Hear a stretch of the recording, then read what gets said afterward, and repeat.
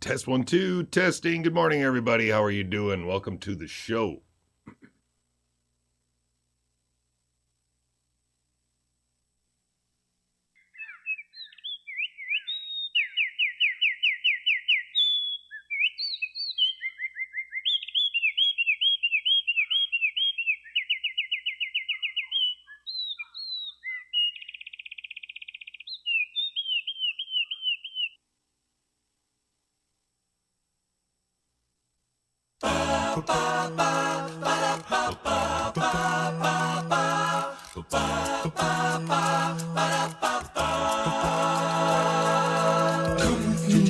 Come with me, and we shall run across the sky, illuminate the night.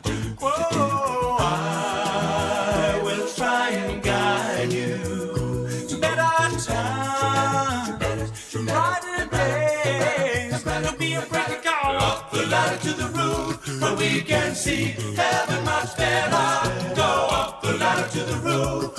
We can be closer to heaven. Stay with me, stay with me, stay with me, and we shall let expression ring. Hear freedom in us singing. Whoa, memory, a broken dream. Don't you know, that won't fade away.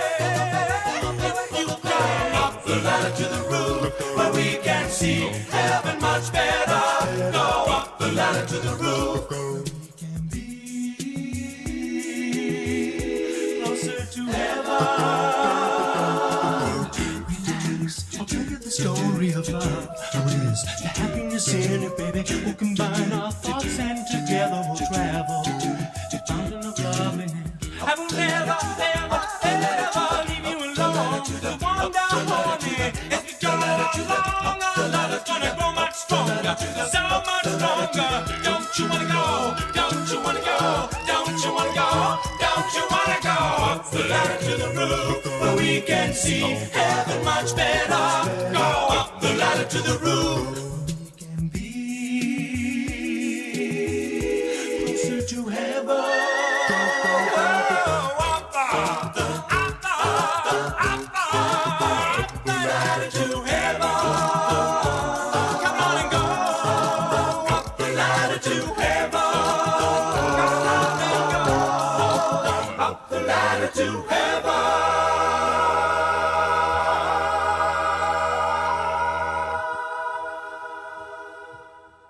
I don't know if that's everybody's taste. Those are the Nylons. They're from like the 90s. I think that, I don't know when that was released, but anyway, that's up the ladder to the roof.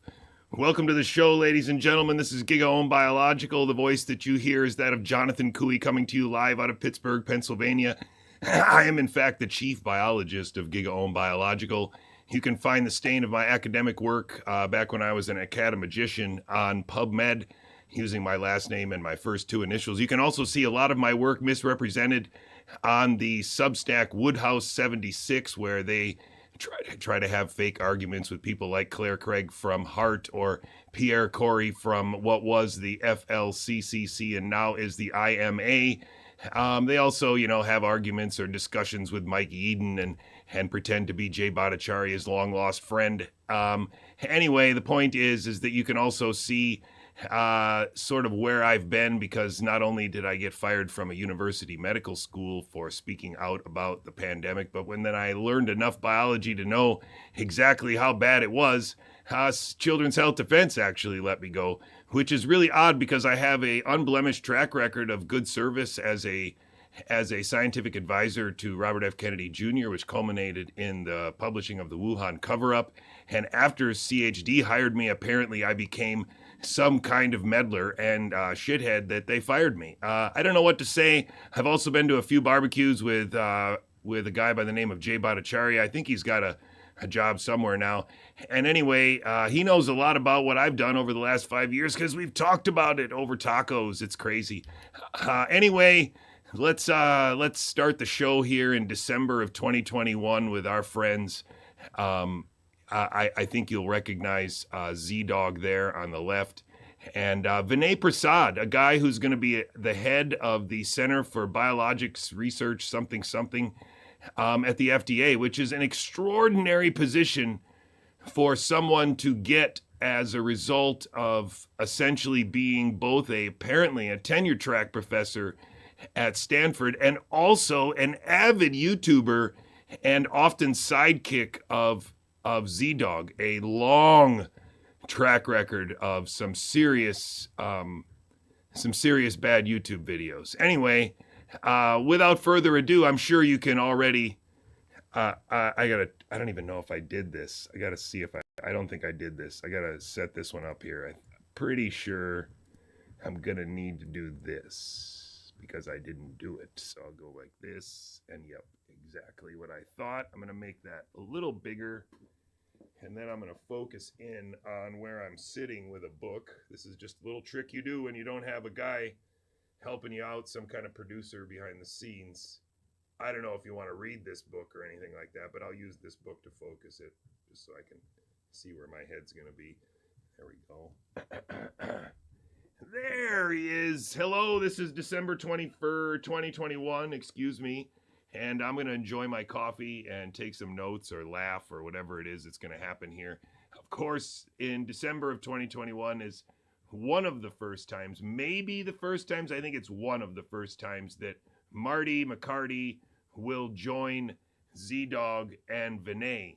And there's all kinds of interesting things that will be spilled. Number one in this video that I heard when I was pre-listening to it while I was getting stuff ready and going back and forth trying to get my water bottle, whatever. It doesn't matter.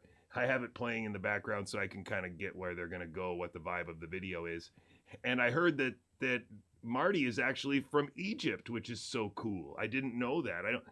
I don't think they made a big deal about that when they were confirming him. Coffee is just a little cold. I added boiling water to coffee from this morning, and I guess that was a failed alchemy experiment. Anyway, it'll be good enough because it's in a thermal mug. Don't worry about me. I'll be fine. Thanks for joining me. Here we go. Oh, gosh, I'm afraid, to be honest. I'm quite afraid to hit the arrow.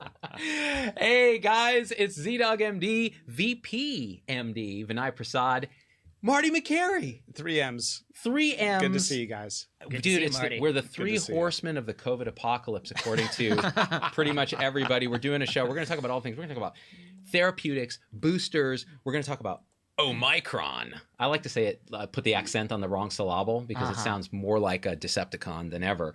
And we're going to talk about why we're sitting so close together. When you start, I mean, the number of jokes already is really kind of atrocious, is it not?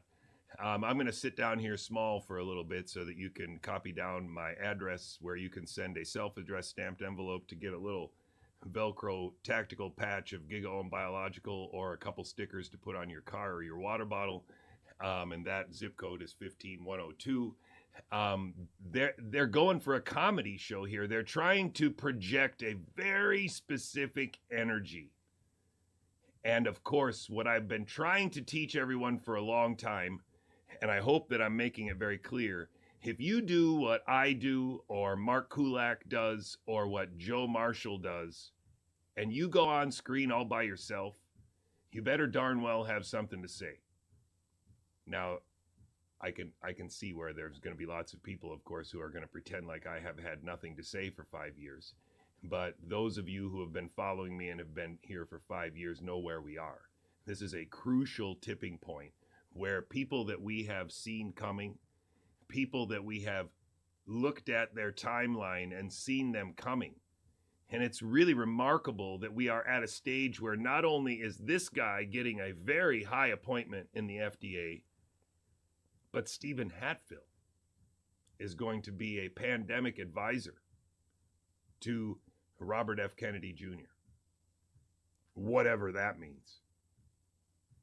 Whatever it means when you're the advisor to the mouse at Chuck E. Cheese. Like, it's crazy where we are, and I'm very frightened by where we are. But at the same time, I think it's really important that we stay centered. And since this is the ball that they want to put in front of us, we don't want to play the ball in the way that they want us to play it. We have to play it our way. And our way is going back in time and looking at what these people were saying in 2020 and 2021 when the murder was happening in America. He doesn't have a third microphone. Yeah. He doesn't have a third microphone. You know, my supporters fund the show, and they're cheap. They're so cheap. No, all these resources. No Yeah, third yeah. mic. Now, Okay. are you guys Yeah, we're boosted right on being each other. that close, or is this an unboosted contact? We're unmasked, unboosted, and unrepentant, Marty. That's I mean, is this not already pretty macabre, given where we are now, where I think all these guys would say, well, I don't know if I would. They're laughing about not being boosted. It ain't going to get better. Well, I'm an unboosted male. That's my preferred pronoun, by the way. Oh, is that your pronoun? Yeah. Unboosted male? Yeah. Yes. I wonder if he said that at his confirmation hearing. My pronouns are it, they, those, and currently unboosted because I got Moderna, which apparently kicks ass. Yeah, Like it's a good vaccine. yeah. I'm 48. I don't have a lot of comorbidities. I have some clotting stuff, but I've never clotted. It's just like theoretical 23andMe. Thank you very much. So how about you? Are you boosted? So he just plugged 23andMe as telling him he has a propensity for clotting. So he's telling us a genetic story about the propensity for clotting, when in the future there will be a story about the mRNA shot causing clotting, or the vaccine causing clotting, or the virus causing clotting. And of course, right now they're talking about the virus causing clotting. And mixing them all together with very little precision on purpose. In 2021, ladies and gentlemen, this is at the end of the 2 years of murder. I mean, let's I'm going to escape for a second here, and I'm going to go to a slide that has the calendar on it, with the deaths. Hopefully this video won't start. If it does, I'll pause it right away. So I'm going to show you a video later in another show, or maybe today, depending on how well this goes. I don't think it's going to go well enough for me to get this far, from April of 2017. But where we're talking about right now is the end of 2020. Here you can see on the bottom you can see on the bottom here the little stripes that represent the year. So we're at the end of 2021, which is right here. So there's still a spring of murder that's going to happen. We're right here, December of 2021, when these guys are talking. So there's still a little murder left to happen, but quite a bit of murder has already happened, and any of these guys have had a year to figure it out. And they are instead laughing about not being boosted, right? That's where we are in this little shtick. And it's pretty dark. It's definitely dark. I mean, look at the way that they decided to thumbnail the video and start the video with this intense laughter. I'll play it again just for it to emphasize how macabre it is that there is a pandemic going on. They have been bullying healthcare workers and old people and college kids into fully accepting this narrative about a novel virus. College kids are masking, they're testing every week, they're isolating if they test positive. And the Saturday Night Live is about to make fun of the fact that the old people get the good vaccines and the young people are going to get what's left, and it's Johnson & Johnson. This is all kind of the time frame where we're at right now, where this is the winter of severe disease and death for the unvaccinated. That's the winter that this is. Think about that.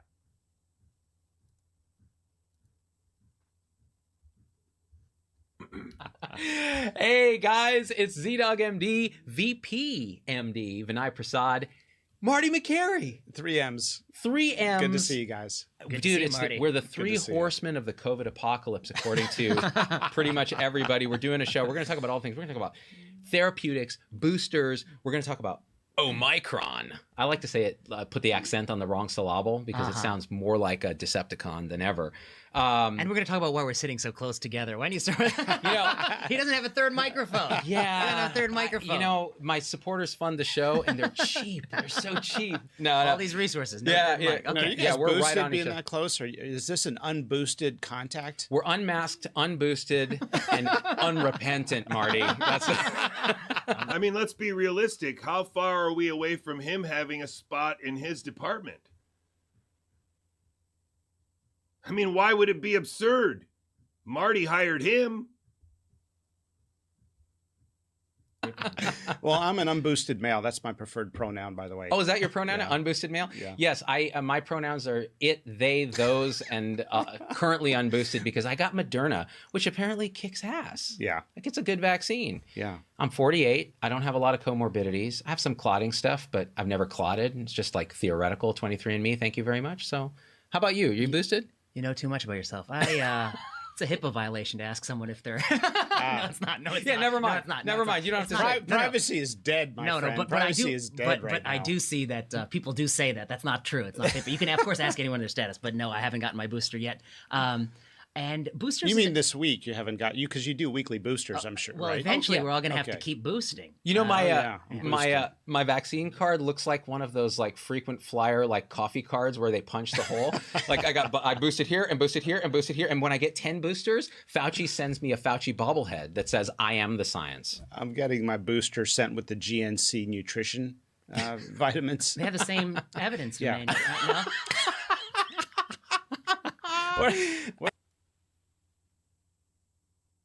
I mean, do you understand what's happening here? They're making jokes like at such a rapid fire pace between each other to try and create an illusion of consensus that number one, that this is not scripted, which it most certainly is. It most certainly is scripted. They've either rehearsed it or they've looked over the questions or they know the answers. This is gross. These are three actors. They are auditioning for the roles that they now have in the state theater that is whatever the Trump administration is. This is quite frightening. I don't like being this kind of messenger, but this is real. It's plain as day. There's no other way to explain this. This is an active audition done in December 21 with a given script that they know they can't use incorrectly, and with big ideas they know they're supposed to laugh at, big ideas they know they're supposed to confuse and confound, and irrelevant things that they're supposed to argue about.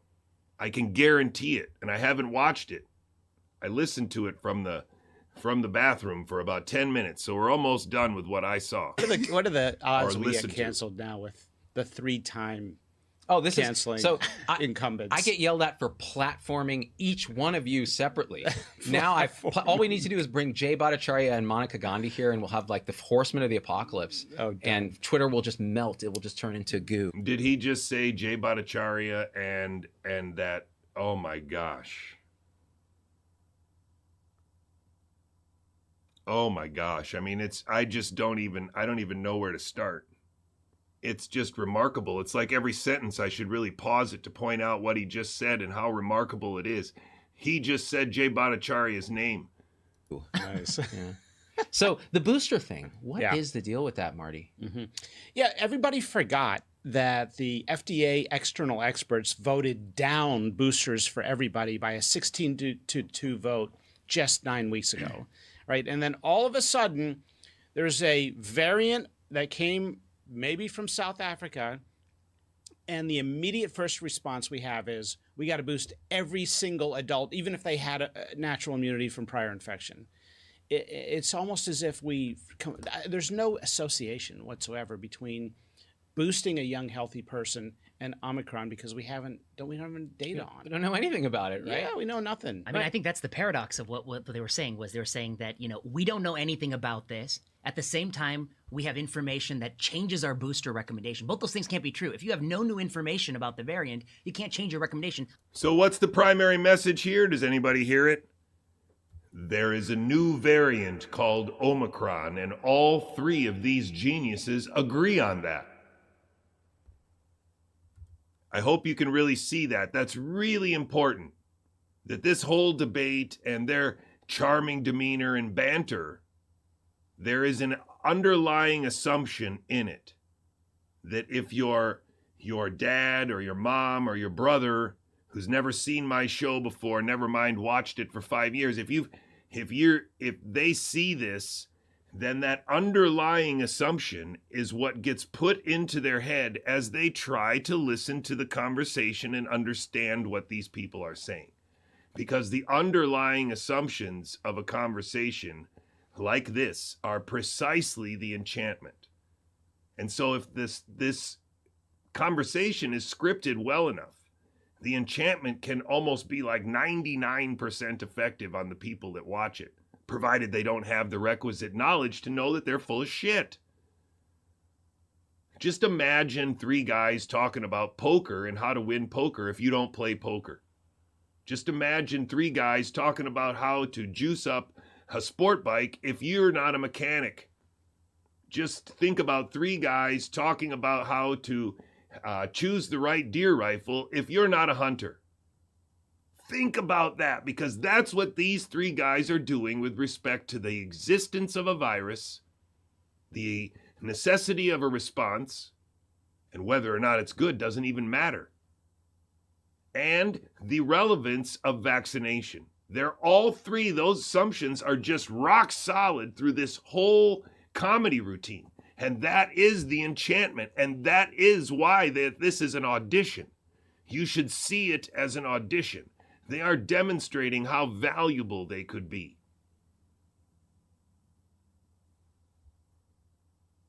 And the better they do, the higher they rise. And these guys are now at the FDA.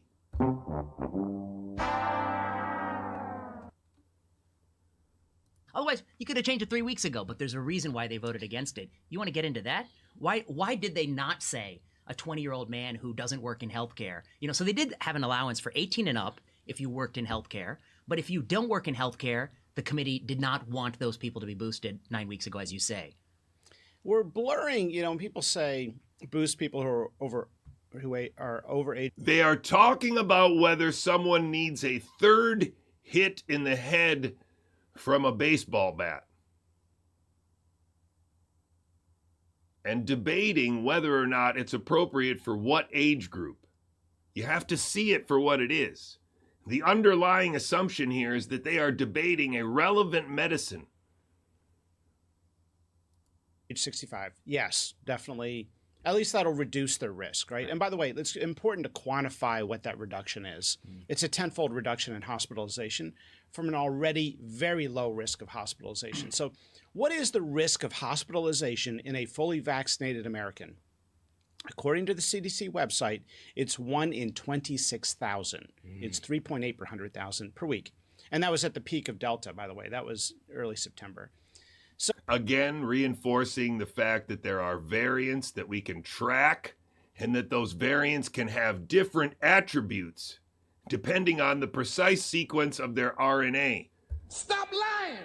They don't, for sure, the thing about it is this surgeon doesn't know jack all about those ideas and could not get up to a whiteboard and explain himself about this. He is following a script. He's saying what he's told to say, and that's what people who go to medical school and succeed are really good at doing. They're good at remembering flowcharts and giving you the right answer in the right circumstances. And so they're also really good semi-fake improvisational actors, because depending on the scenario, they know to say yes, but instead of no. It's a real magic trick, ladies and gentlemen. It's a little neuro-linguistic programming. It's a little bit of stage acting, and it's a whole lot of practice on the same script. It's absolutely no different than how I've progressed from being a guy who thought it was a lab leak and needed to teach everybody about what viruses were and what gain of function was, to realizing that that was the trap. and understanding that there's no real biological basis for those ideas other than all these people agree there is. It took me 5 years to get there. And do you see a genuine, let's say, journey from 2020 when we didn't know what was going on to the end of 2021? Do you see guys that have been on a journey? Do you see guys that have lost things because they spoke up? Where's the happiness here? The snappiness here? There's no loss.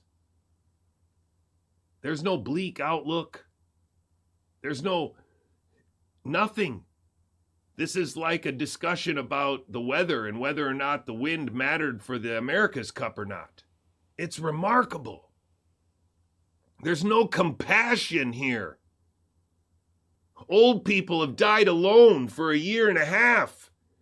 More than 150,000 Americans have died of opiates in the last 2 years. And all they can do is discuss the variants and make funny names about them? And now these guys are supposed to be the adults in the room? Come on, guys. America needs to wake up.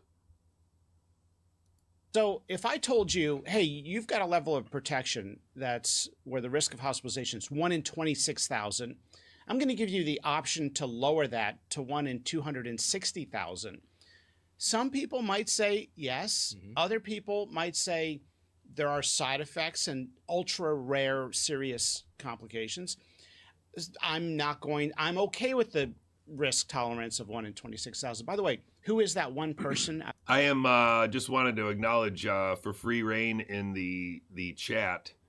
I do think that they rolled out J&J first, and the other one, what was it in the UK?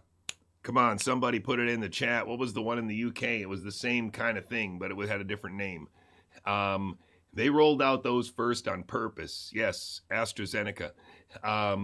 They rolled those out first on purpose because they knew already they were going to withdraw those as part of a show to say, hey, we said we were serious about safety, and look at us, we're withdrawing a whole emergency product line. That's definitely part of the show. Out of every 26,000, the only state that gives us a breakdown of breakthrough hospitalizations, North Dakota, of course, tells us the average age is 73 and the average age of a breakthrough death is 80. And if you look at a population of 80-year-olds, their time to death in general is not that long. So it's kind of like, what are we really doing in terms of vaccinating healthy young people? Their time to death is not that long. So he's kind of thinking about the population pyramid in a way. He's kind of touching on talking points that the population pyramid speaks to.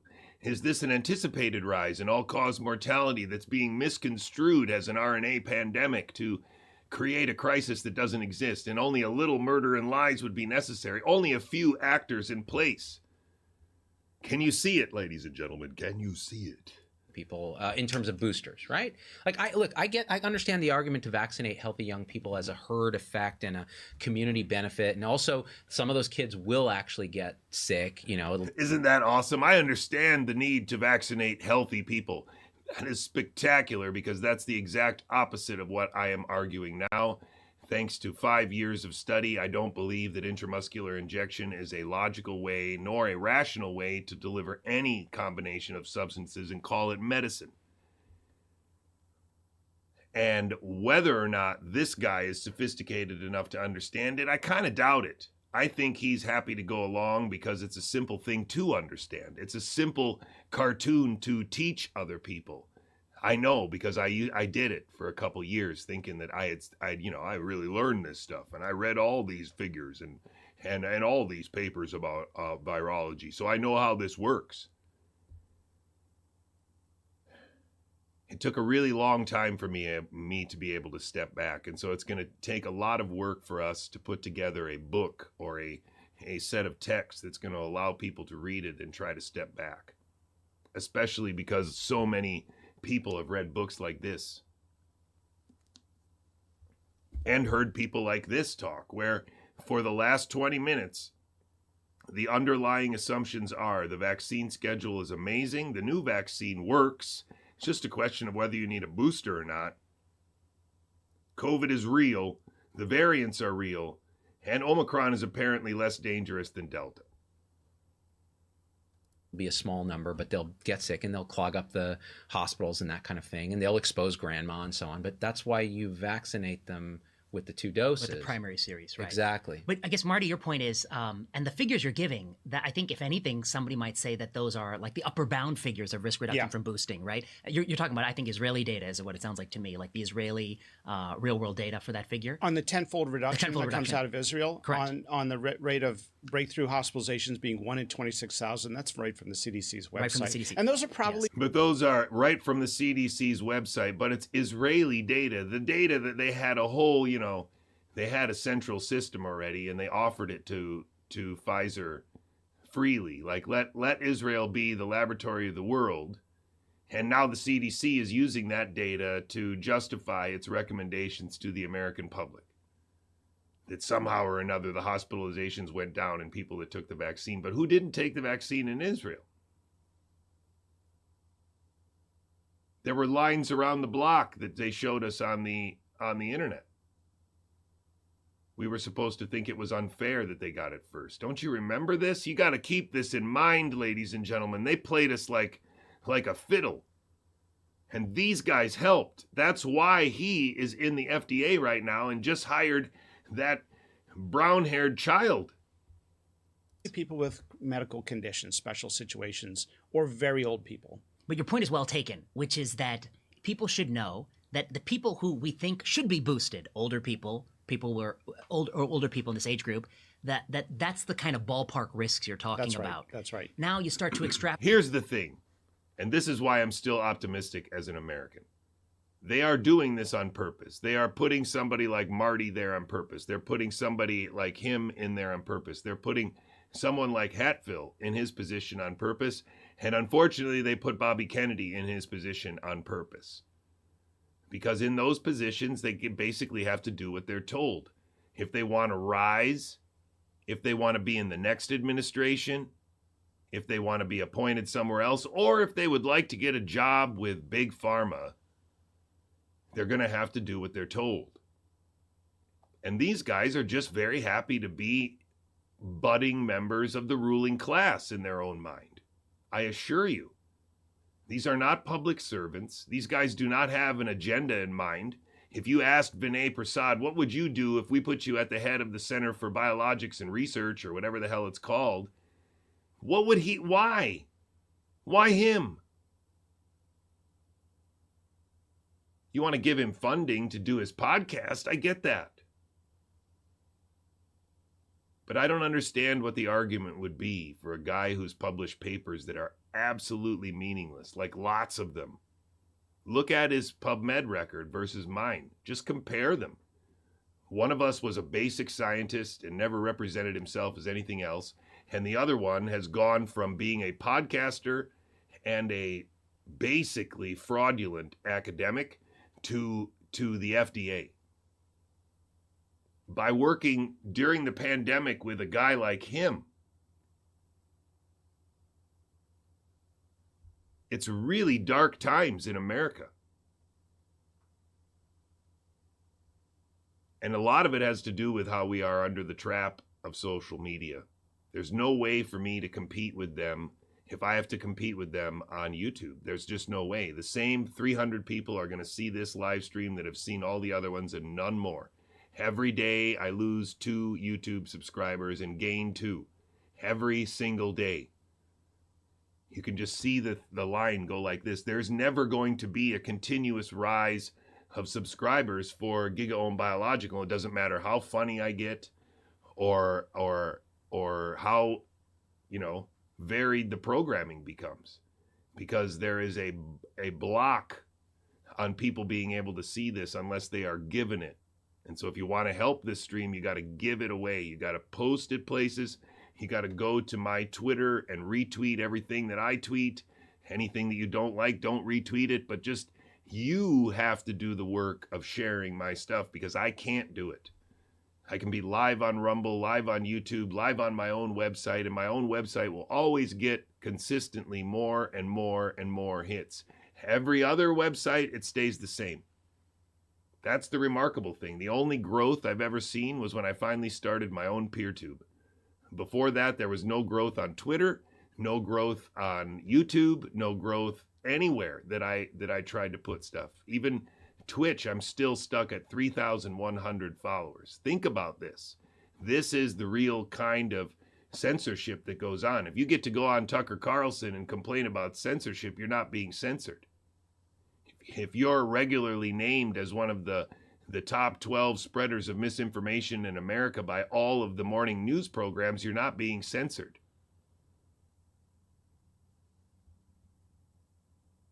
Extrapolate that to a 25-year-old who's healthy. Can you give us a sense of the numerical risk reduction for such a person? Yeah. I mean, the initial risk is probably as low to zero as you Well, can. that's right. If it's 1 in 26,000 overall, Right. and we know people with a risk profile like I mean, think about how exhausting this would be for your mom and dad to try and think, oh, wow, if I have to learn this to understand what you do, son, I guess I don't know. Or more importantly, imagine you're in my parents' position and they think that my son is arrogant for trying to think that he can argue with these people. We know our son. And that's because they're on social media too. They're watching television all the time. So all the way in 2021, they were already ready to just say, you know what? You lost your job at a university and you want us to believe you're the right guy? Like, come on. The whole world says there's a pandemic right now and we're supposed to pretend you're pretending that you know what's happening? Come on.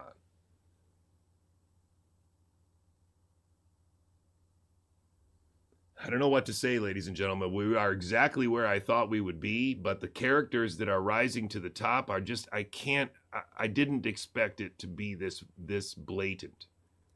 Colin Powell had, are those people. Sure.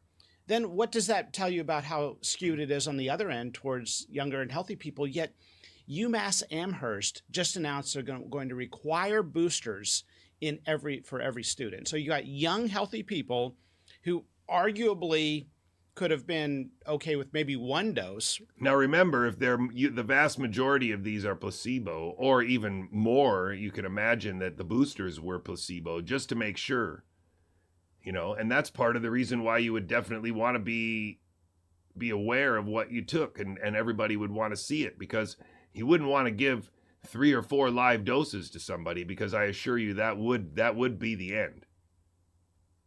And that's the remarkable thing about this. The other data that they are getting is maybe there is a subpopulation of humans that isn't so reactive to transfection or something like that, and they can find those people.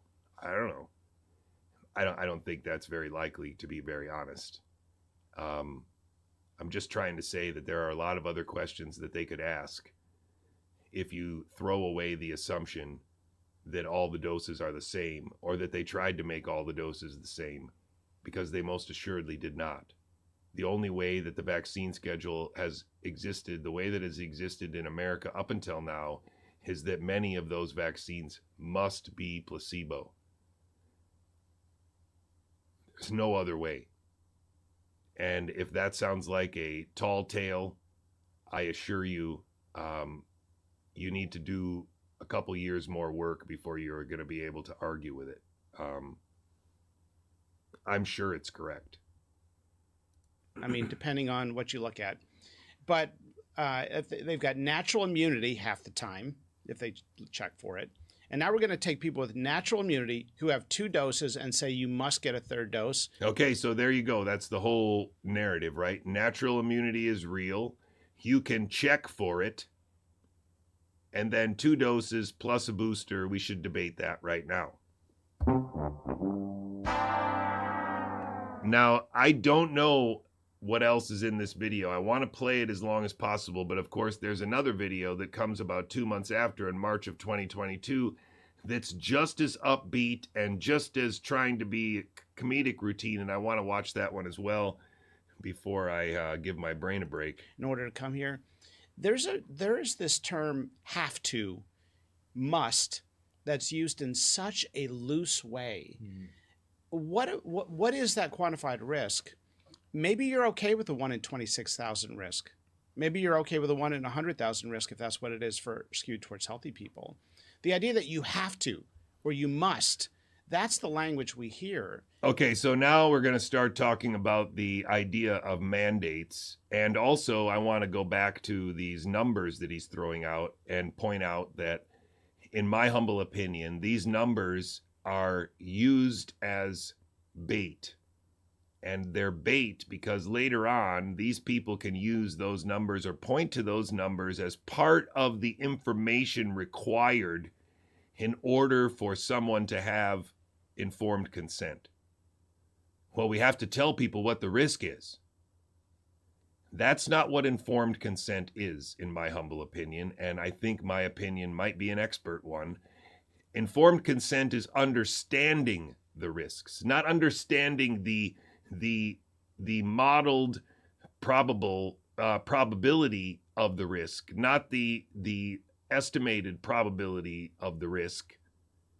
You need to understand the nature of the risk. And that means understanding all of the information that can be available. And for someone to take the time and make the effort to make sure that you understand all of the information available so that you understand the nature of the risk, not the calculated mathematical relative values of the risks. And so this is another enchantment that these three guys are very, very, very good at projecting. That these numbers are real, that you can calculate these numbers, and that these numbers might be part of the brochure titled Informed Consent on COVID Vaccination if the FDA were doing its job. Stop lying! And it's not honest. And we've seen this paternalism. You cannot accept any risk of a mild infection.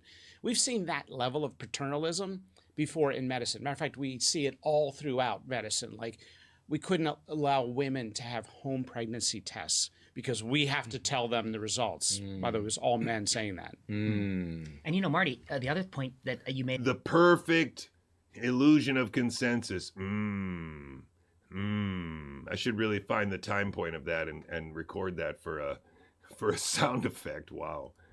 Just briefly, but you should push on a little bit more, is that some of those people getting boosted, not only have they gotten 2 doses, they've also had COVID and recovered from COVID.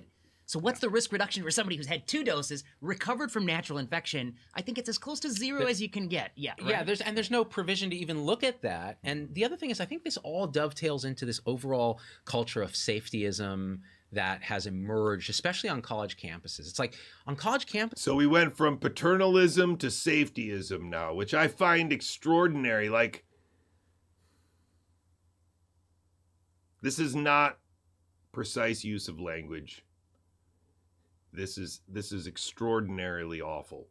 And you need to see it as extraordinarily awful in order to put into accurate perspective the danger that America is in, given the fact that this man is now at a very influential office, supposedly, in the FDA, thanks to being appointed by the guy on the other side of the table, the Egyptian named Marty McCarty. It's unsafe to use words. Like, the one thing that we have as humans that prevent actual violence and damage. Like, instead of violence, Can averts violence. It averts violence. We have words to avert punching each other in the face. But there are words that are the equivalent of punching someone in the face. Well, of course they're going to say you need 2 vaccines plus a booster, plus you probably should go out and get naturally infected with Omicron, which may be less severe, just to be sure. And then maybe we'll let you in if your little shaved ice punch card is all the holes are punched. You must, right? So you see that study out of Germany that of all young people aged 5 through 17. Just keep listing all the studies and all the details of the studies and make it as complicated as possible because you don't actually have a message other than that there is a novel virus It can be sequenced. People are dying from it. It's just a question of how many. And the only way we know is if we use PCR. So I guess we'll just have to go on with it. Not a single death from COVID in a healthy person. All 100% of the deaths were clustered in people with a comorbid condition. So 2 years of arguing about whether or not it's just other sick people that are dying, or old people are dying, or fat people are dying. And here comes the big one, of course. Fat people are dying. Now, I've heard the CDC data is that it is 3/4 of the deaths in the under 11 age group was comorbid condition. Let me tell you Yeah, go something ahead. about the CDC. Yeah. Most of their studies would not qualify for a 7th grade science fair project. Okay? None of them have been published in any medical journal for a reason. Yeah. The conclusions cannot be made from the data. The Yes, two okay. crack studies they put out on natural immunity.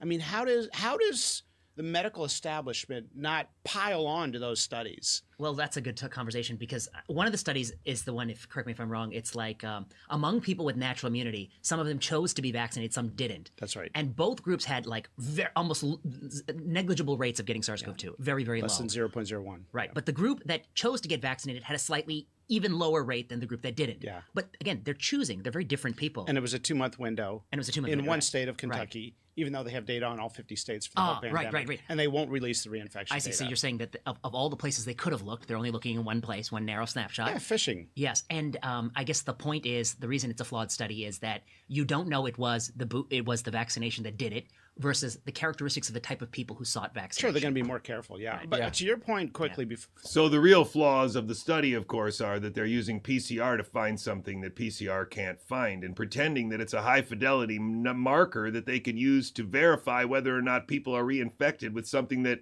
PCR can never justify they're infected with. And these three guys all agree that PCR works to do that. Otherwise, the paper would mean nothing. I hope you can see how important it is that on the primary, sort of strategy card for Gigaohm Biological, I'm always trying to get you to come back to what is the presupposition of this whole conversation. The presupposition of this whole conversation is that we are tracking, can track, and will continue to track a novel RNA sequence in the wild. And we're using PCR and sometimes 105 PCR reactions to either track it or sequence it. And the variants originally are a virus out of Wuhan that changed to the Delta and now is the Omicron. That is exactly where this is. And you can't forget this history, because I had already lost my job for a whole year. I had already been writing letters to the people that I worked with in other labs trying to say, hey, dudes, don't transfect yourself, please. I actually got a letter back from one of my colleagues saying that they thought that I made a very well thought out argument, but they disagreed with my conclusions and thanked me very much for my letter and hoped that my family was fine. And that's kind of where I left it. It's remarkable, really, the amount of respect and personal. I mean, that was a pretty respectable human being that I sent a letter to, begging him to understand that something wasn't right. And no one else but him responded, and he responded in a very gentlemanly way. I almost was tempted to write back. It was all in the same December, November, because December of 2021 is when Kevin McKernan came on my stream and talked to me about the RNA and about how the RNA wasn't going to be pure. That there was this tail in the fractionization that said that there were a lot of little tiny RNAs in there. And of course, Catherine in the chat and a few other people are advanced enough in their biology to know that there's a lot of small RNAs in our cells that are doing work. And They are referred to in the literature as microRNAs, and it's one of these things that, because we know it's there, doesn't mean that we understand it or can estimate its value to the system. We just know that there are examples of microRNAs and small interfering RNAs, or it was a technique that it is evolved from it, where RNA is used to regulate RNA, basically. And so we don't understand how this system works, even if we can open up the watch and pull out different gears. Oh, look at this one's a different shape thing. Yeah, it is, but you don't know how it worked in the watch. And that's the trick. You can take apart a watch piece by piece, and you still don't know jack all about how it works.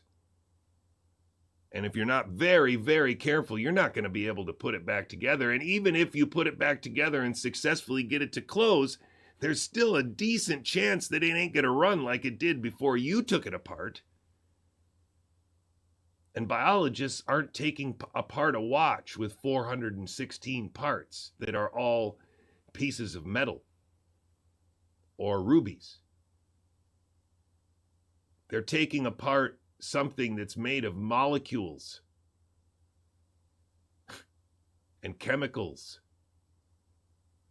and somehow small leftover bacteria organelles and all kinds of other things that we've come to have a sort of rudimentary understanding of how they work together. But that's about it. We can explain to our kids what we think we see under a microscope, and some of the experiments that we've done to justify what we think we see under a microscope. And that's about as far as we've gotten. And the reality is we've taught our kids the wrong lines for where the individual starts. We've told our kids the wrong sort of model for how to think of themselves. And so a whole generation of children is growing up believing that they are just the chemical and physical consequences of a thing called a genome and their genes. And it's an absolute lie. And it takes away almost all of what is sacred about us and our experience on Earth, our little tiny time that we're supposed to use as wisely as possible, not scrolling. These guys are now in charge. And so if we can see them for who they are, then we can also see our government for what it is. We can step back as a people. And I don't know what we will do then. Can we put new people in there? I don't know if there's enough new people to put in there. I don't know if there are enough good people to put in there. But what I need you to see right now is that there's no other explanation other than to see that these are guys who have agreed to go to Disney World and put on the Donald Duck suit, to put on the Mickey Mouse costume, to put on the Goofy costume, and the Snow White costume and the Snow White head, and go around and not talk to anybody, just shake the mask and take pictures with people. And if you do talk, I guess you have to stay exactly on script. But in this case, the analogy would be that you don't talk. You just shake and move your head side to side and get in the picture and put your big thumbs up and make funny jokes without talking. These are the people that are at the FDA now. This is a red alert, America, a red alert. Did I do something wrong there? Oh man, I think I did. Sorry, I gotta see if I can start that again. Sometimes if I'm starting and stopping it too often, Hey guys, it's Z-Dog MD, VP. Walk around a restaurant, do you need to wear the mask? When it's best ventilation. Yeah, right. And sit down, that's when. When you sit down next to all these sit down, talk for 2 hours, loud, yapping, singing songs in the bar. That's okay because you're sitting down. Much smaller, and to somebody who's already had natural immunity in addition to vaccination, it's probably verging on 0. Yep. Okay, that's the argument about individual risk. Now, what about for the person out there who says that at least some part of boosting is for a communal benefit? Mm-hmm. So therefore, the 20-year-old kid in IT who's staying in his house all day, he should go and get a booster because maybe it'll help my grandmother. What are your thoughts on that? I think it's a reasonable argument. I think there's value to increasing your immune protection to reduce community transmission. But remember, the peak level of viral shedding was equal in vaccinated and unvaccinated people in the recent Lancet study. It's just the window was more narrow.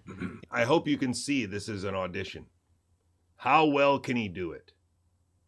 And all of these people were auditioning. I think that's the most important thing to see.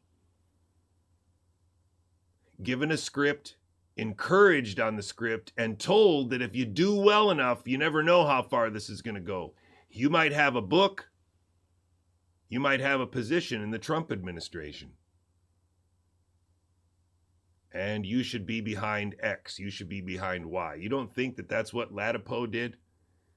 You don't think that that's what Ryan Cole is doing as he considers running for governor of Idaho? You don't think that that's maybe what Peter McCullough has essentially accomplished as the head of the wellness company? You don't think that's what Doc Malik wanted when he sent that email to the wellness company saying, I'll be your European head. I need $10,000 a month.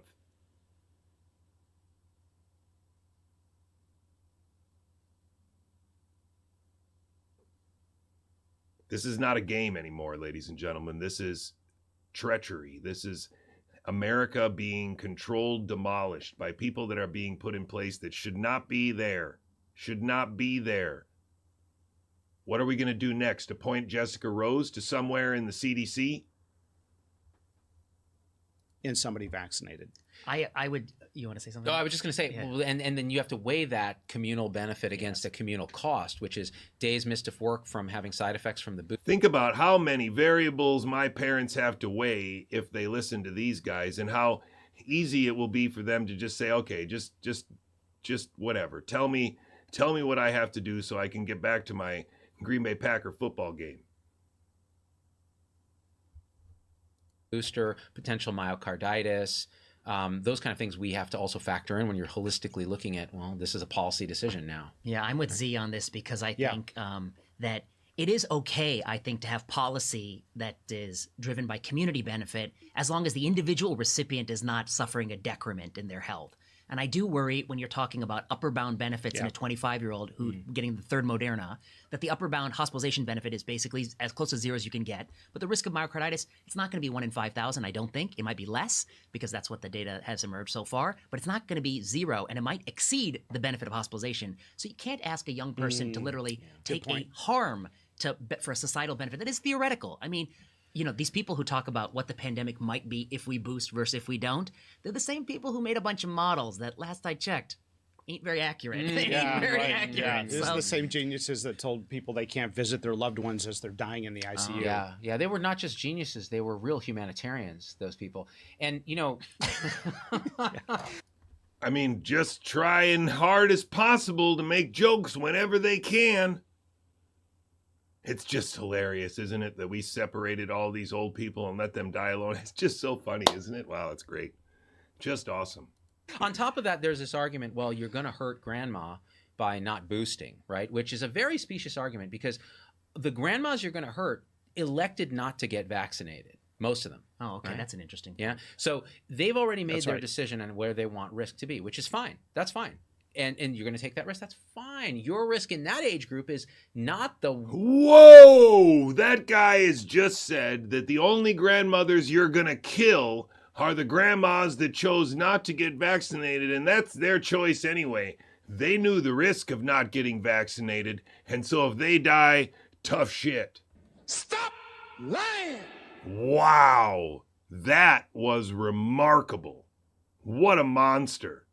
It's not even really a monster unless you think of it as kind of like a monster on Sesame Street in a big costume that his mouth can move open, really big with big eyes, but that's it. You know, that monster, his mouth goes like this big. That's this guy right here. Z-Dog. Wow. 1 in 26,000, right? It's considerably higher. If you wanted to make a yin-yang of the pandemic, what you would do is you'd take this guy's head and you'd take Kevin McCairn's head and you'd kind of swirl them together, and that would be the ultimate sort of yin yang of the pandemic. It's this extreme on one side and Kevin McCarran. Wow, that is perfect. But still, right? And it's the same thing. In the early days, I'd always say your risk of getting, if you're in your 20s, your risk of dying in a car accident is something like 10 times or 2 times higher than your risk of dying of COVID. Whereas it inverts when you get older. So we just don't understand risk well. Somebody, and it inverts when you get older. I'm going to get a pile of criticism for saying You think this, what you're going to say now is going to get the Right. Well, all the stuff you've been saying is going to get you a pile. You're going to get a deluge now. Have you ever seen a more forced laugh in your life? I mean, audition. The man has no self-insight at all. I've never been criticized for anything I've ever said, but now I will Now get my you will first be. Now you criticism. will be. Got it. And that is in the New England Journal of Medicine paper on vaccine complications. Somebody died. Yes. A 22-year-old died in that group of 134 people who got myocarditis. Yes. That was in Israel, Yes. a country 1/38th our size. Yes. And that's the one case that's documented, that's confirmed that we know of. And I'm not making my own conclusions about it. I'm just telling you what was in the New England Journal of Medicine. But why is that so important? Well, if we take that number Yeah. and extrapolate it to the U.S. population, are we prepared to extrapolate that number of deaths from vaccination? And how does that compare with the deaths from COVID in healthy people? Correct. And I think, Marty, to your point, 2 things can. So now he's saying that as long as those deaths are significantly different, as long as a lot more people died of COVID than died of the shot, then it's all right. I want you to think very carefully about that, because that is what that little weasel just said. I'll even go back to make sure that you can hear it, because it's pretty treacherous to say that. I got to get my head out of the way for a second while I use this.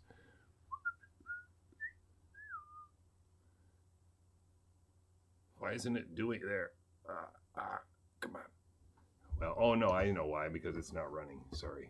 Got to do it like this. Can be true at the same time. The people who want to, I think. Died in that group of 134 people who got myocarditis. Yes. That was in Israel, Yes. a country 1/38th our size. Yes. And that's the one case that's documented, that's confirmed that we know of. And I'm not making my own conclusions about it. I'm just telling you what was in the New England Journal of Medicine. But why is that so important?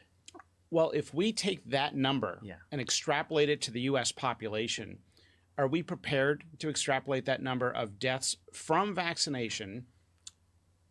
And how does that compare with the deaths from COVID in healthy people? Correct. And I think, Marty, to your point, 2 things can be true at the same time. The people who want to, I think, have you not talk so much about myocarditis, they say things that is true, which is that it's mostly mild. But all adverse events exist on a continuum, a spectrum. COVID's right? mostly mild. And you Yeah. could say that, right? Oh, don't say that. You said so many dangerous things, Marty. Keep going. But that doesn't mean. But your point is well taken. That it's not just what happens to most people. It's what happens to the tail people. It's what happens to that.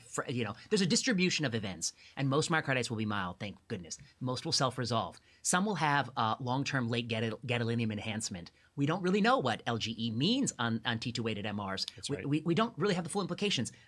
He just dropped a bunch of ridiculously complicated stuff to try and tell you that there's a way to measure the deposition of something called gallium in the heart, and if it deposits there, it can be an indication that some of the muscle has been damaged. And they've also made the argument that myocarditis can completely heal, which quite a few cardiologists disagree with. And none of these guys are cardiologists, but they're very certain that mild myocarditis is something that anybody can get over, which is so not true. And how's mild myocarditis for an old person? I mean, what are they talking about here other than the script that they've been given? And we're going to bounce back and forth these ideas. And here are the talking points. Let's just have fun, right? Just don't forget to have fun. Will some lead to chronic arrhythmia, chronic cardiac disturbance? Will some lead to shortened life expectancy down the road? But what we do know for sure is that it does have the potential to have catastrophic short-term failure and death, as in this case report from Israel. And that should give people some caution that it's not all mild. It's mostly mild. Just like COVID is not all benign. It's largely, a lot of people recover. Good point. Right, and I think to put a little container around this Chernobyl activity, which I love. We're not trying to invoke fear by saying, oh, potentially there's arrhythmia. Yes. We're just saying, listen, you have to think about all these things when you're looking at a risk benefit for a population. And I'll add another piece here that a lot of people don't talk. Again, risk benefit for a population. So we're not talking about the sovereign individual. We're not talking about the principle of the perfect child, the perfect pattern integrity that doesn't need the ham-fisted augmentation of an injection in the muscle. It's just remarkable when you see it now after so many years of really understanding and the darkness that was present at this time. I mean, it's awful. Talk about, because I get the emails, right? So these people are... I don't read them. Yeah, you don't read them? Life is great. Life is great. Listen, when you don't read the emails. I got to say this. I've been increasing my meditation amount to like 2, 3, 4 hours a day. I get up at like 4. Hour? Okay, yeah, meditate for 2 hours in a day. Yeah, I know, minutes. Well, that's the best. I mean, the real actual quality meditation is 1 minute of thoughtless space. The rest is all just me watching my thoughts and getting angry about something someone said on Twitter. But since that's happened, I look at email less and I try to batch them and only do them on the weekend. So I'll sit for 3 hours and I'll go through 400 emails. And what I read is young people who've maybe had COVID, maybe they've gotten the first 2 doses. Now they're talking about boosters. And number one, they have deep needle fear. So there's something that conditioned in them when they were young. They got stuck 5 times at once, which is all fine. But now they have this terrifying piece of needle fear. They are worried about myocarditis because they have some family history. So their anxiety levels through the roof. The media's already stoked their anxiety, fear, contagion. And they're asking me, what should I do? I'm scared to do it. I'm scared not to do it. And this has a cost. Yeah, I can't go to college unless I do it. Right. Yeah, that I think is problematic. And I mean, to Zubin's point, I guess It's not very problematic. All we had to do was tell kids not to go. Just take a year off. Stand up for yourself. You're an adult. Don't go to college. That's what I would have done. And anybody could have given their kids that advice. I tried to tell Piper Stover to give her kids that advice. I told everybody that in 2021. Don't go back to college then. Why do you have to go back? But of course, the whole point was to get the college kids to have to make that really awful choice between, do you want to party and go to football games and basketball games and maybe meet the love of your life? Because let's face it, nobody is so desperate to start their bachelor's in accounting that they have to go to college this fall. Especially after 4 years of high school with AP classes. Give me a break. You couldn't have done something else? This is the reality.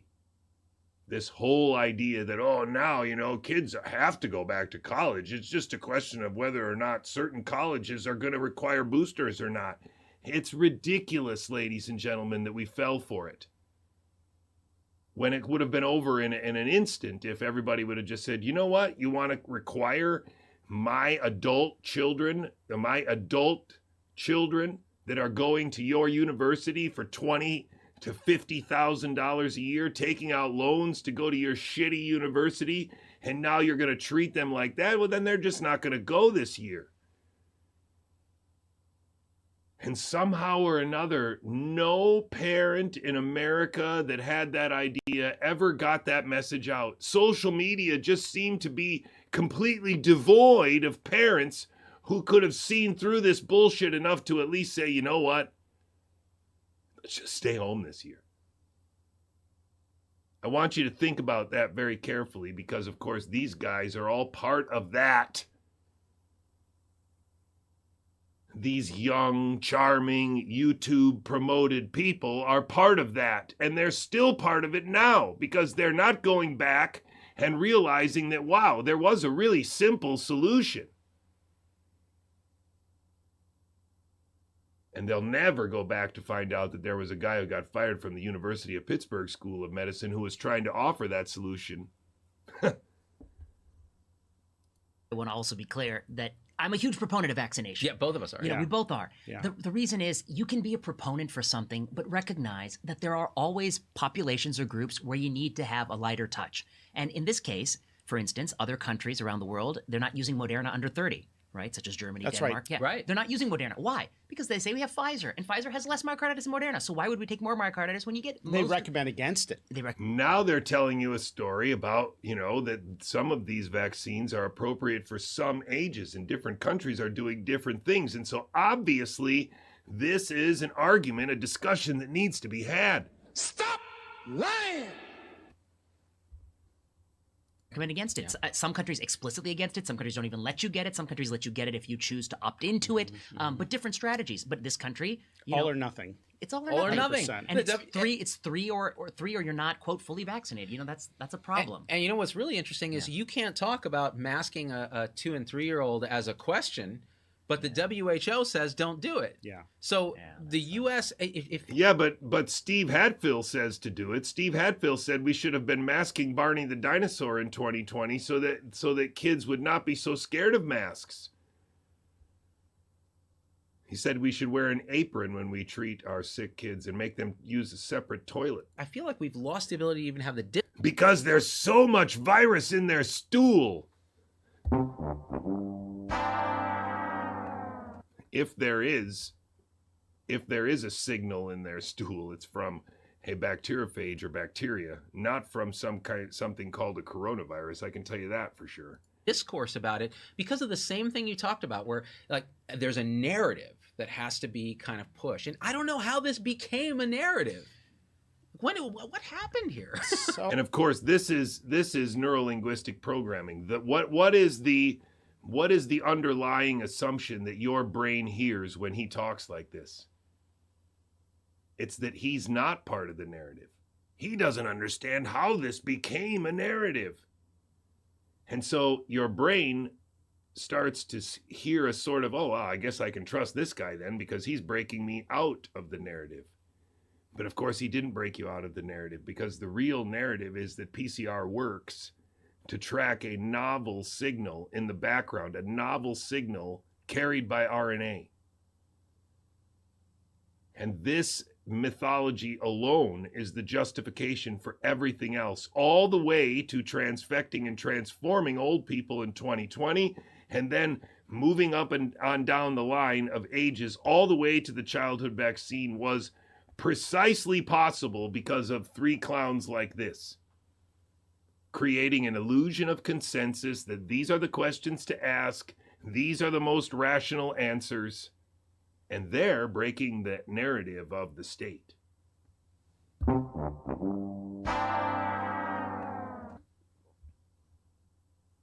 Well, I've talked to public health officials behind the scenes. You know, I'm in the Washington, D.C. area, and here's something that they argue. And it's not a completely flawed argument. It's just one I disagree with. And that is, there's value to a very simple, streamlined message. Sure. In other words, vaccinate everybody. Ignore natural immunity. Just vaccinate everybody. And maybe that simplicity of the messaging will result in more vaccinations among those who don't have natural immunity.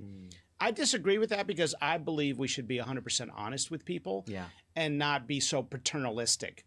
And we've, again, seen this in so many areas of medicine. That's the second time he said it's paternalism or paternalistic, so clearly that's on the talking point merry-go-round or hamster wheel, depending on how you want to see it. Medicine up to this day. We're seeing with the booster conversation, you have to. How about quantifying that risk to them? And the other thing they say is that Quantifying the risk is not informed consent. Make sure you hear that many, many times over. Quantifying the risk is not informed consent. that with the kids, you know, sure, yes, maybe for a child who's had COVID, they don't need to vaccinate, but there are those with comorbidities, and we really want to get them vaccinated, so do a universal vaccine policy.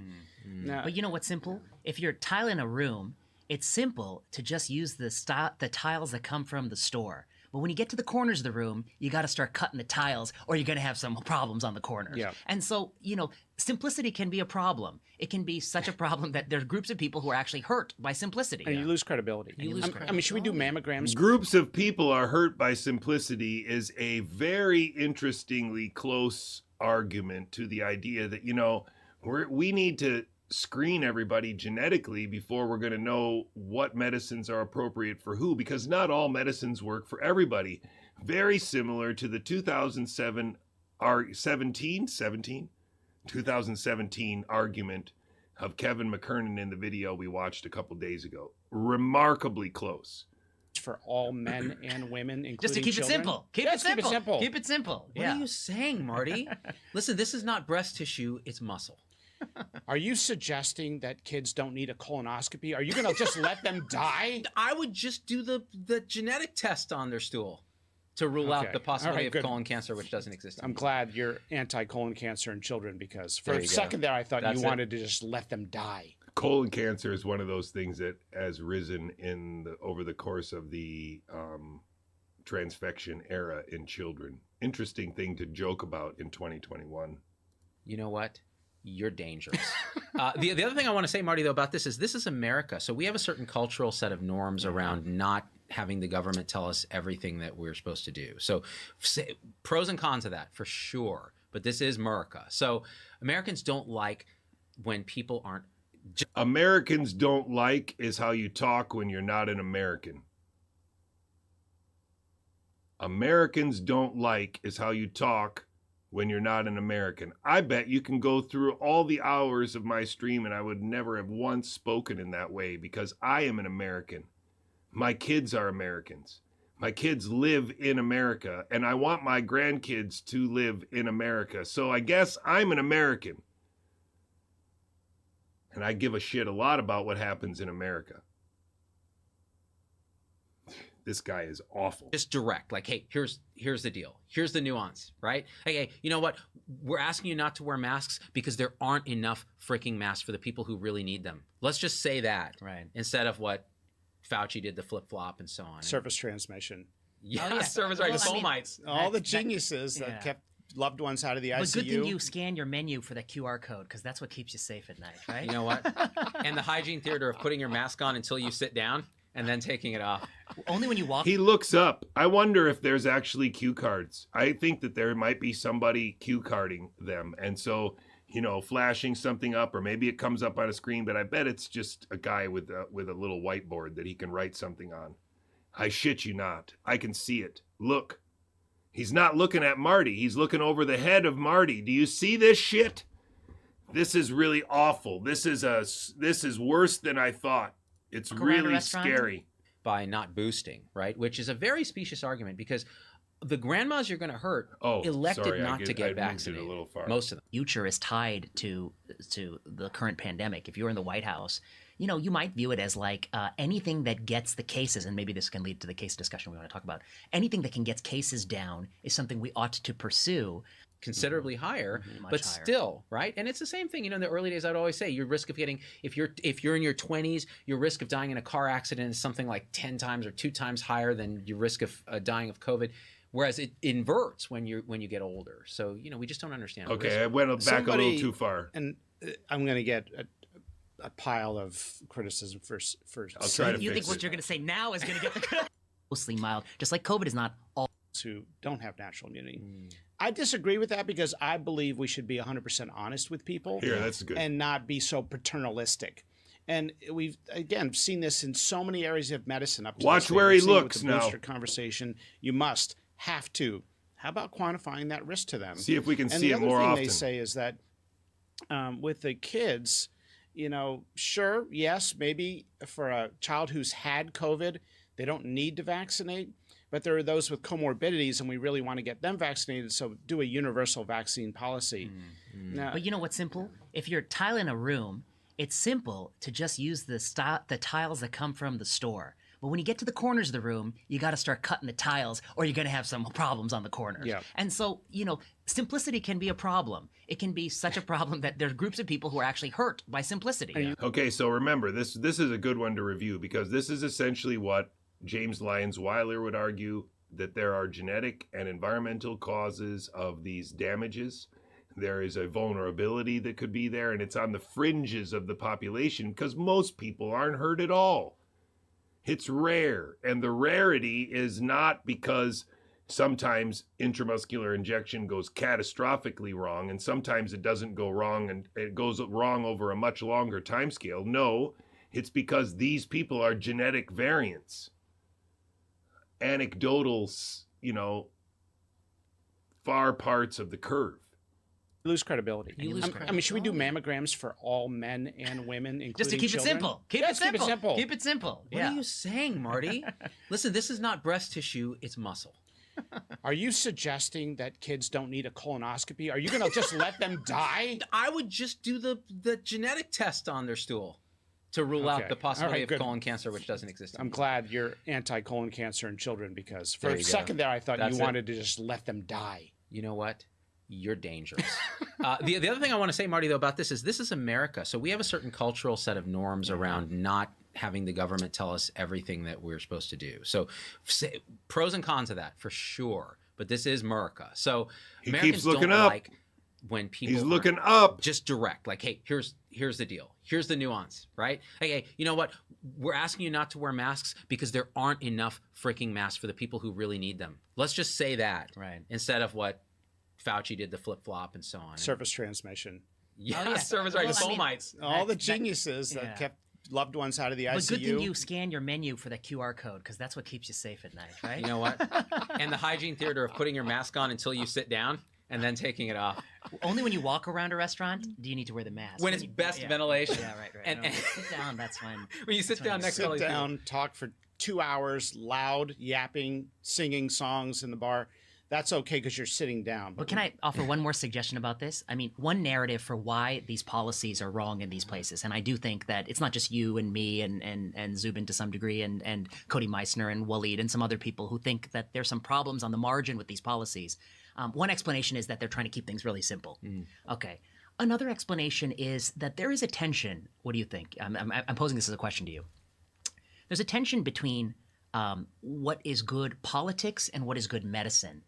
And from a political calculation, if you are somebody whose future is tied to the current pandemic, if you're in the White House, you know, you might view it as like anything that gets the cases, and maybe this can lead to the case discussion we want to talk about, anything that can get cases down is something we ought to pursue. And you don't think about it the way a doctor thinks about it, which is like, for this 16-year-old boy in my office who I've documented he had COVID and he recovered from COVID, and he's an athlete who's poised to get a college scholarship, and he already got one dose of, you know, the vaccine. Should I give him the second dose? No. Okay, right. That's what a doctor would say. I think you're right. I think if you're really honest, most pediatricians would say that for such a boy. Absolutely. Absolutely. Okay. But now you're the White House. Now what's the risk benefit to you in the White House? Because if this kid goes out there and he ends up getting the sniffles and he gets a swab and it's I don't really think we need to keep going with this one if I'm going to hit the other one for a little while, and I do want to do that before I end. It's only 12:37, so I do still have time. You can find this on YouTube. It's very easy. I'm not going to give you the link, but you can find it. This is the one where they talk about Omicron, and that's in the title. So you can find that when you look up Z-Dog and Vinay and Marty. positive. Now, I just want to be clear. I don't think all of the people in this picture are bad guys, but I do think that all of these people in particular are aware of me. And that makes them somewhat suspicious because they are going along with the rest of the people in this picture. Now, I am very aware that it only takes, half of the people in the picture to be in on it for the rest of them to be essentially enchanted by the ones that are in on it. If this guy and this guy and this girl get on stage and all lie together and then introduce her and they all tell you a story, it's going to be very hard for you to see through it. If they invite some of these people to a private hotel and they have a little conference together and they meet at breakfast, then it's going to be very hard for them to see through. And now these people are enchanted by these people, and before you know it, they can work together to enchant the people at the top. And I don't know who belongs at the top up there where they're just Truman showed into a position. But I do think that Robert F. Kennedy Jr. has been Truman showed into a position that he doesn't even understand how out of his depth he is. I think Jay Bhattacharya is another person who has been Truman showed into a position and wanted somehow or another to, I mean, there's a game being played here, and it's not about the truth. It's about going along to get along, and then you can be part of the ruling elite. And that's what you see happening with Vinay, and probably will happen with Z-Dog, for all we know. I mean, it's crazy right now how bold they are being by putting someone like Stephen Hatfield, the original suspect of the anthrax leaks or attacks in 2001, the guy who was associated with Ebola in Rhodesia, a guy who declared that he really didn't like Meryl Nass when he was on Tommy's podcast with Robert Malone, and was on stage with almost all of these people in 2023 in Romania in November.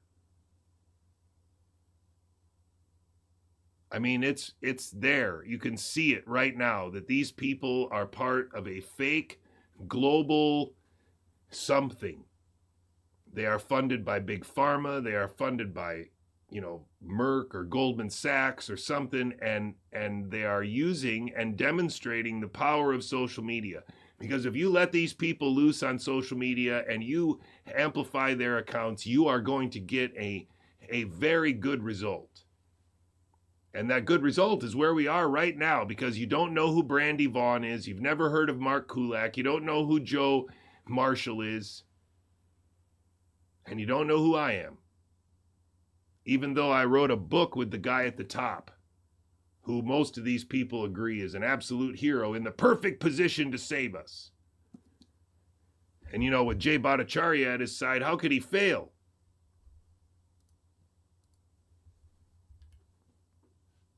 This is all being done for the Human Genome Project, the longest running global cooperative network of data collectors there ever has been. Because China is in the same population pyramid trap that we are, they have a very, very big interest, a vested interest in being able to manage it just like we do. There's an exchange going on here or something like that. We are being sold out to higher powers, to weaponized piles of money that even the Communist Party of China is subject to. The ruling people in Russia are subject to. Everybody's subject to it. The EU is part of it. The Human Genome Project is the longest running human project or human endeavor ever, because it essentially started by its conception, and then a absolutely international effort to assemble the computing power, the computer storage, the network capabilities, the machine learning algorithms, and the molecular biological tools necessary to sample the entire human population while it is at a size which might be mathematically relevant to a machine learning algorithm figuring something out that we have no hope of figuring out. That's their plan. And they're going to stick to it because they believe that maybe the machine learning algorithm doesn't exist. Maybe we don't have this key piece of data. Maybe something's going to fall out then. They know that they're not there yet, so they have to build the infrastructure. They can't just decide, well, I guess it's not going to work, so why would we build the infrastructure to store that much data? Why would we try to invent the processors that could do that? No. NVIDIA is not for making AI videos faster and more cool so that they can make fake movies of people. All this technology is bent on one goal.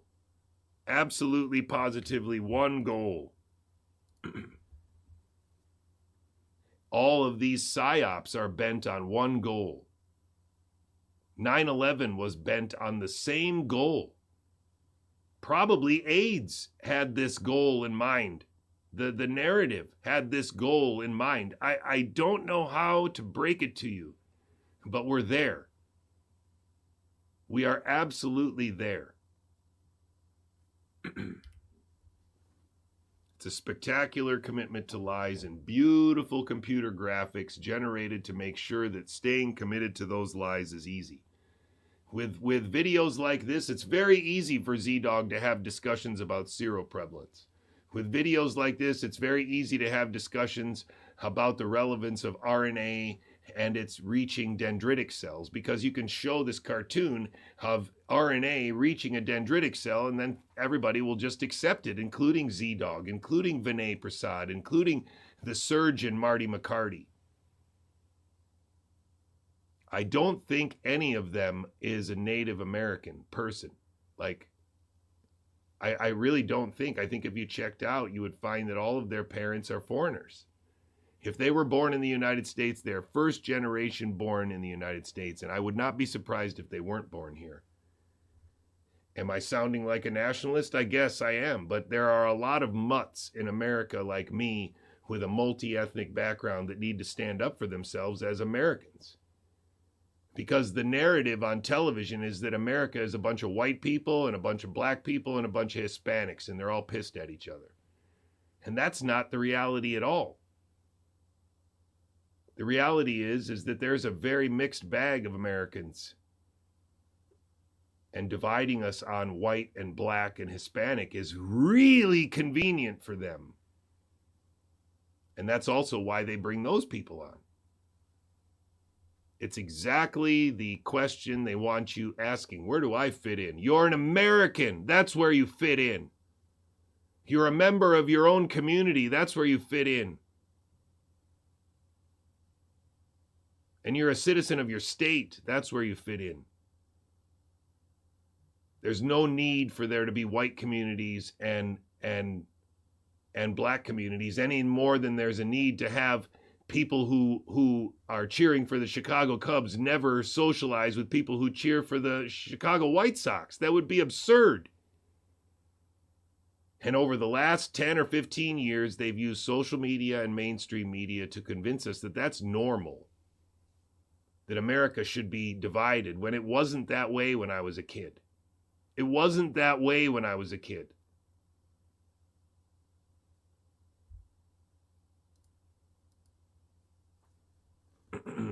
That's the end of that video, sorry.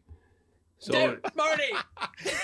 Welcome back, man. It's good to see you, Marty. Good to We see just you, launched Z, right into it. VP, ZD, Double MM, M. double M. Double M. Great to see you guys. With the three horsemen are back to cause harm in the universe. I had so much fun last time. So many people came up to me and said, you know, it was just fun to watch the interaction and banter. People like the show. People like the show. People come up to me with like a white glove and slap me across the face, challenge me to a duel, dude. Who are these people that are talking They're to racist if they're using a white club. Thank you. There's an equity issue here. But they, I think people learned something last time. They may have decreased in knowledge. No, but I think, they learned. You were dropping facts on their head, Marty. They weren't ready to hear them. Hey, I'm a fat guy. You're a fat guy. We're all in the news business. I know, right? In the news business. I've had faxes dropped on my head. That's the difference. You know, it's funny. You know, knowledge can neither be created nor destroyed according to the first law of thermodynamics, and yet we managed to destroy knowledge in the last episode we did. I mean, You know how you can add these arbitrary titles to what you are? You know, like most people decided to add epidemiologist to their right. you know, of credentials. course. I'm a euchronologist Trust now. me, I'm an epidemiologist. Yeah, exactly. Right, euchronologist. Yeah, So that's a new specialty that's emerging on Twitter. Yeah, I see them. So my latest is I'm adding fact checker. Oh, of course. You guys can be fact checkers too. You have to already have a strong point of view and be unwilling to reconsider it. That's the Yes, key. that's a key to thing. That's a key thing. So you have to have strong opinions Yeah, strong in order to be a opinions, fact yeah. checker. Actually, this is important. So a friend of mine, Daniel Schmachtenberger, wrote a piece on his Consilience project.org website about the dangers of fact-checking. and seriously, so Political fact. we know we're in I really like this comment right here. Ever notice how Maha is make America healthy again instead of make Americans healthy again? Very, very nice comment. Well done. an information ecology that's so fractured you don't even know what's true anymore. Like, I don't know, are the Ukrainians winning? Are they losing? Am I bald? Do I have hair? It's not clear. So there are three kind of things that you can do with fact checking that can mislead people, even with real facts. And one is the failure to contextualize the fact. right? So we see this all the time. Like, here's a study. The study shows, without a doubt, that masking a 2-year-old prevents apocalypse. It's a parachute, so you don't. It's a parachute. You don't study a parachute. You just know it works. You selectively did choose things you don't want to study. You call them parachute Of course. issues, right? That's right. It's a hallmark of medicine. You know, we published a couple of papers on this where we looked at people who claim their medical practice is like a parachute, and it's almost always something that could easily be assessed, and 50% of the time it has already been studied in a randomized study, proving it ain't no parachute. So for people listening may not know, the parachute argument is when you say, well, we don't do a randomized control trial with parachutes. It's just so obvious that they're effective. So people selectively use that to Analogy, say, look, yes. I believe in this medical dogma, and there's no need to study it because it's like a parachute. Exactly. And so the parachute of masks for 2-year-olds, Cloth mask. the way you the cloth mask, mask. the good one, The one that everyone's wearing. right? Cloth No, mask. but the truth is, the majority of people in this country who wore masks to this day, it's still cloth. The last people in America forced to wear cloth masks, Are kids toddlers. 2 through 5, Yeah, Yeah. In New York City and other places. around. servers, waiters, Yeah. staff. So my The least powerful people. Yeah, the defenseless. Oh, speaking of least powerful, defenseless people. So my daughter, a middle schooler, age 14, they just got rid of the mask mandate, public schools here. Yet every single child in her school wears a mask. They don't want to piss off the He's teachers. looking at two Well, so this is people, what happened. one So my above kids in Marty class- Teachers grade and one Teachers grade them. to the right And of they also Z-Dog. form unions where they say, you know what, it's okay. Look if at school that. is closed for a year. If they don't catch up with their timetables, that's okay. But what they did learn was what was important, like the words coup and insurrection, which it's really, school is not about accomplishing knowledge. It's about understanding your social purpose, diversity and inclusion, and social justice. The greatest domestic policy failure of this pandemic in the U.S. There are many failures. We'll have to have a contest for which, but I'd say the greatest is school closure 1 year.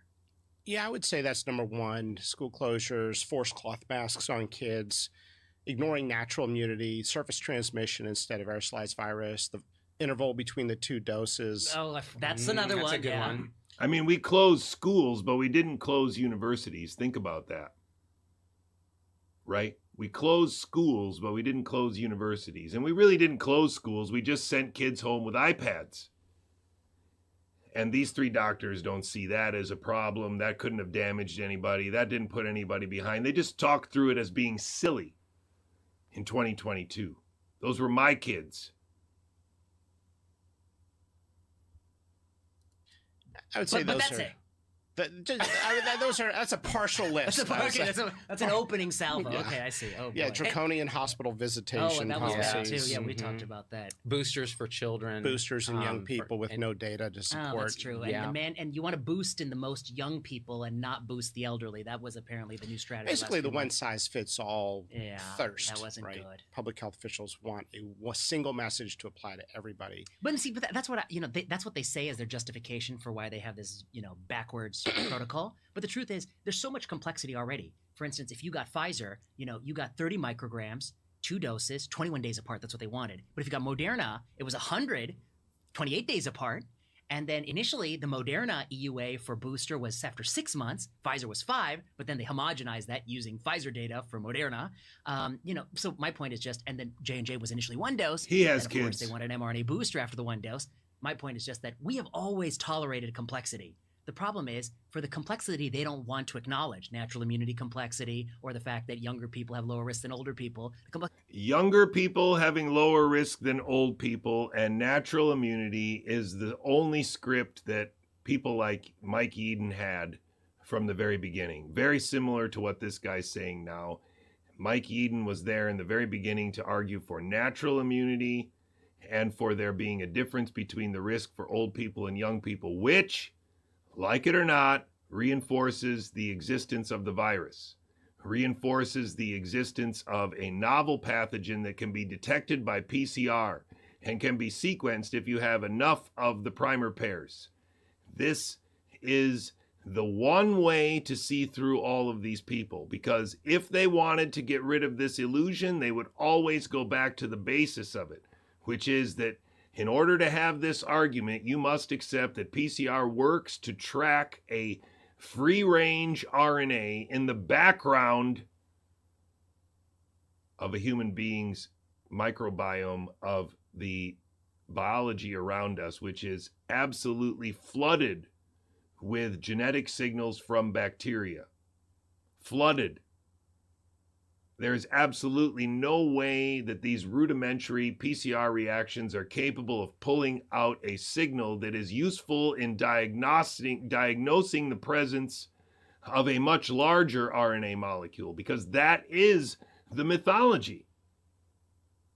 That by amplifying a small sequence with a set of primers from a background, that you have indicated that there is a presence of a sequence that is 10 times or 100 times longer than the amplicon that they found.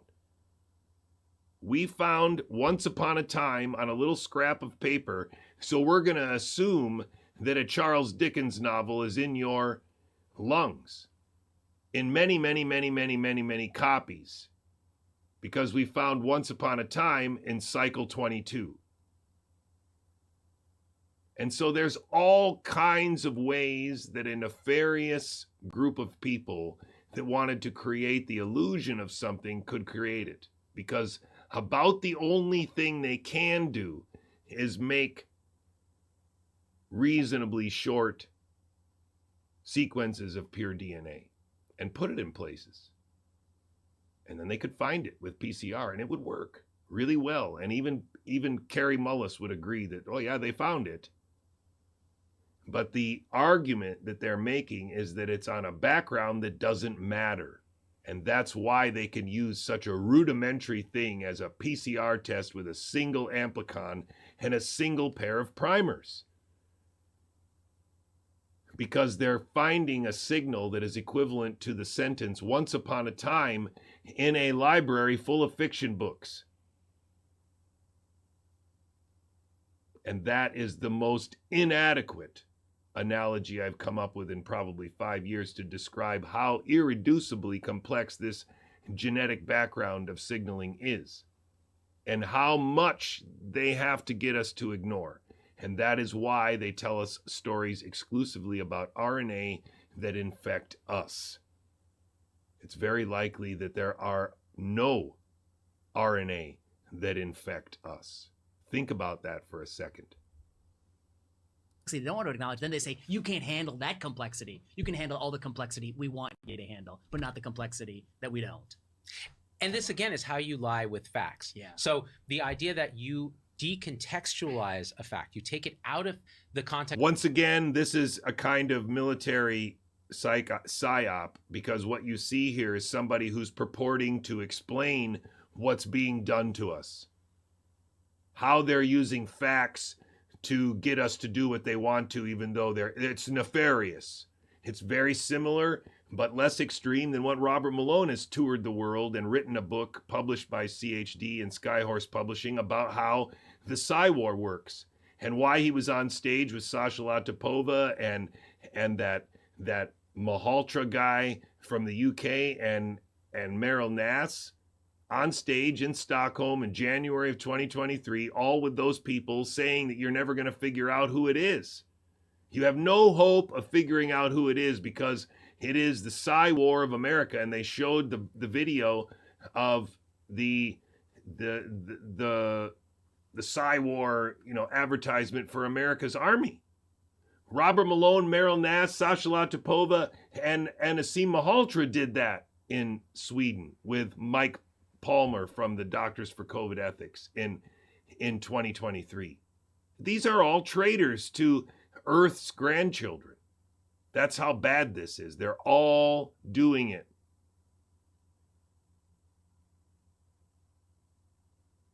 You're never going to figure it out. And if you do, it's this guy who's going to tell you what's going on. Come on, ladies and gentlemen. That's how they pretend.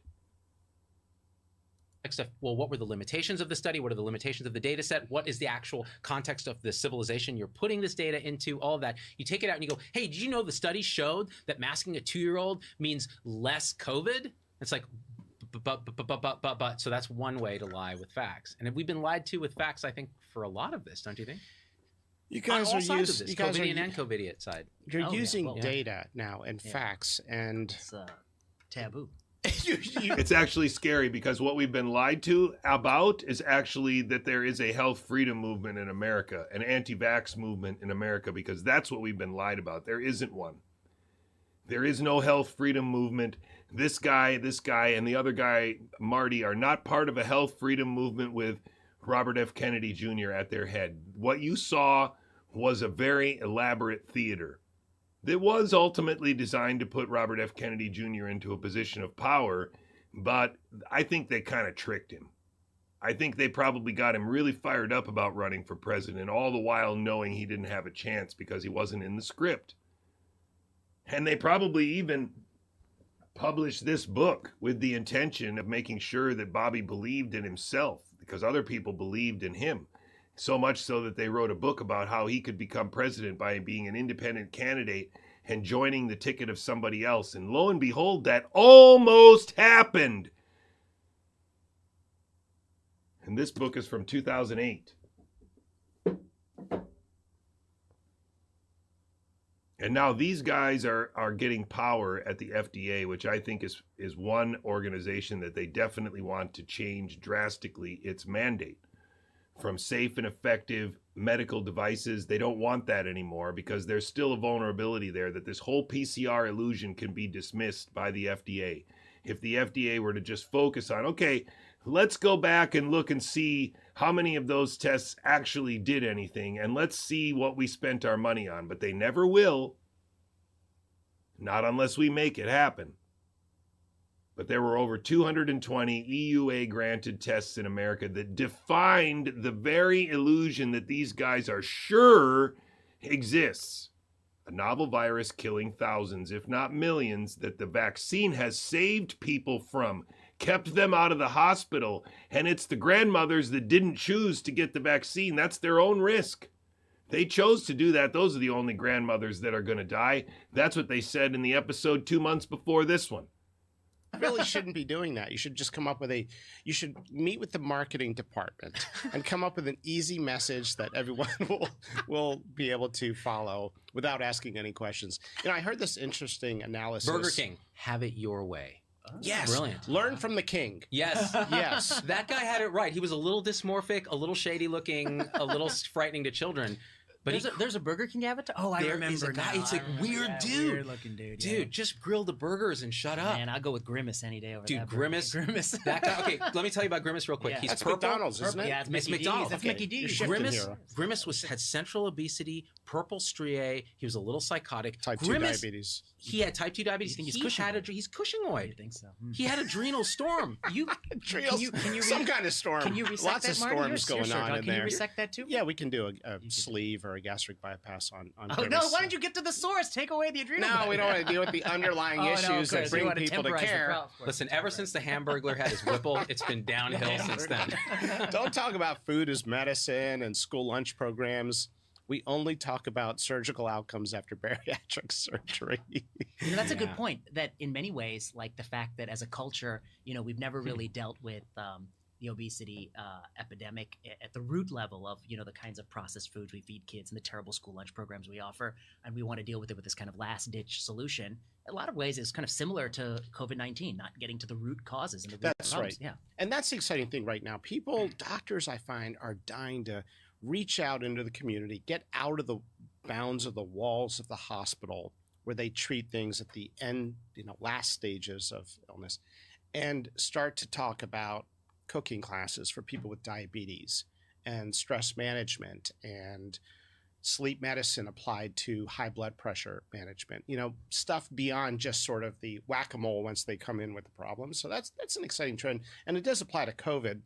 The interesting thing I heard about COVID recently from an HIV scientist was that we all bring our biases to any problem in medicine, right? We all have our approach. I mean, basically. Is that like military intelligence? Like, wow, that's really funny. I'm sorry. I think it's very funny. You know, the people in charge of COVID policy, the people making all the decisions, are basically HIV doctors. Okay. And so with HIV, there was no natural immunity. So interesting, right? That he's citing something that we've cited before, that it's interesting how all of these people have trained with Fauci on HIV. So they either have to be so naive as to accept that, you're just baking cakes, so you just go ahead and we'll tell you what cakes to bake and you'll rise in the thing, or they're actually read in on the narrative. And I don't think there are very many people that are read in on the narrative. I'm not sure. But I think that, for example, Walensky, her commitment to the lie suggests to me that she was probably read in on the narrative and knows to a certain extent what the lie is.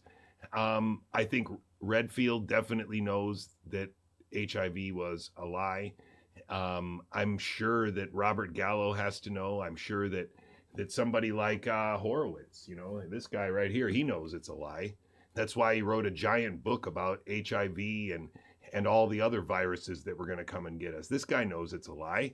That's why this book is still a tome, and why his video questioning Robert Gallo about carcinogenic feline viruses and the little words are coming down. That's why that video was seen by everybody in the last 5 years.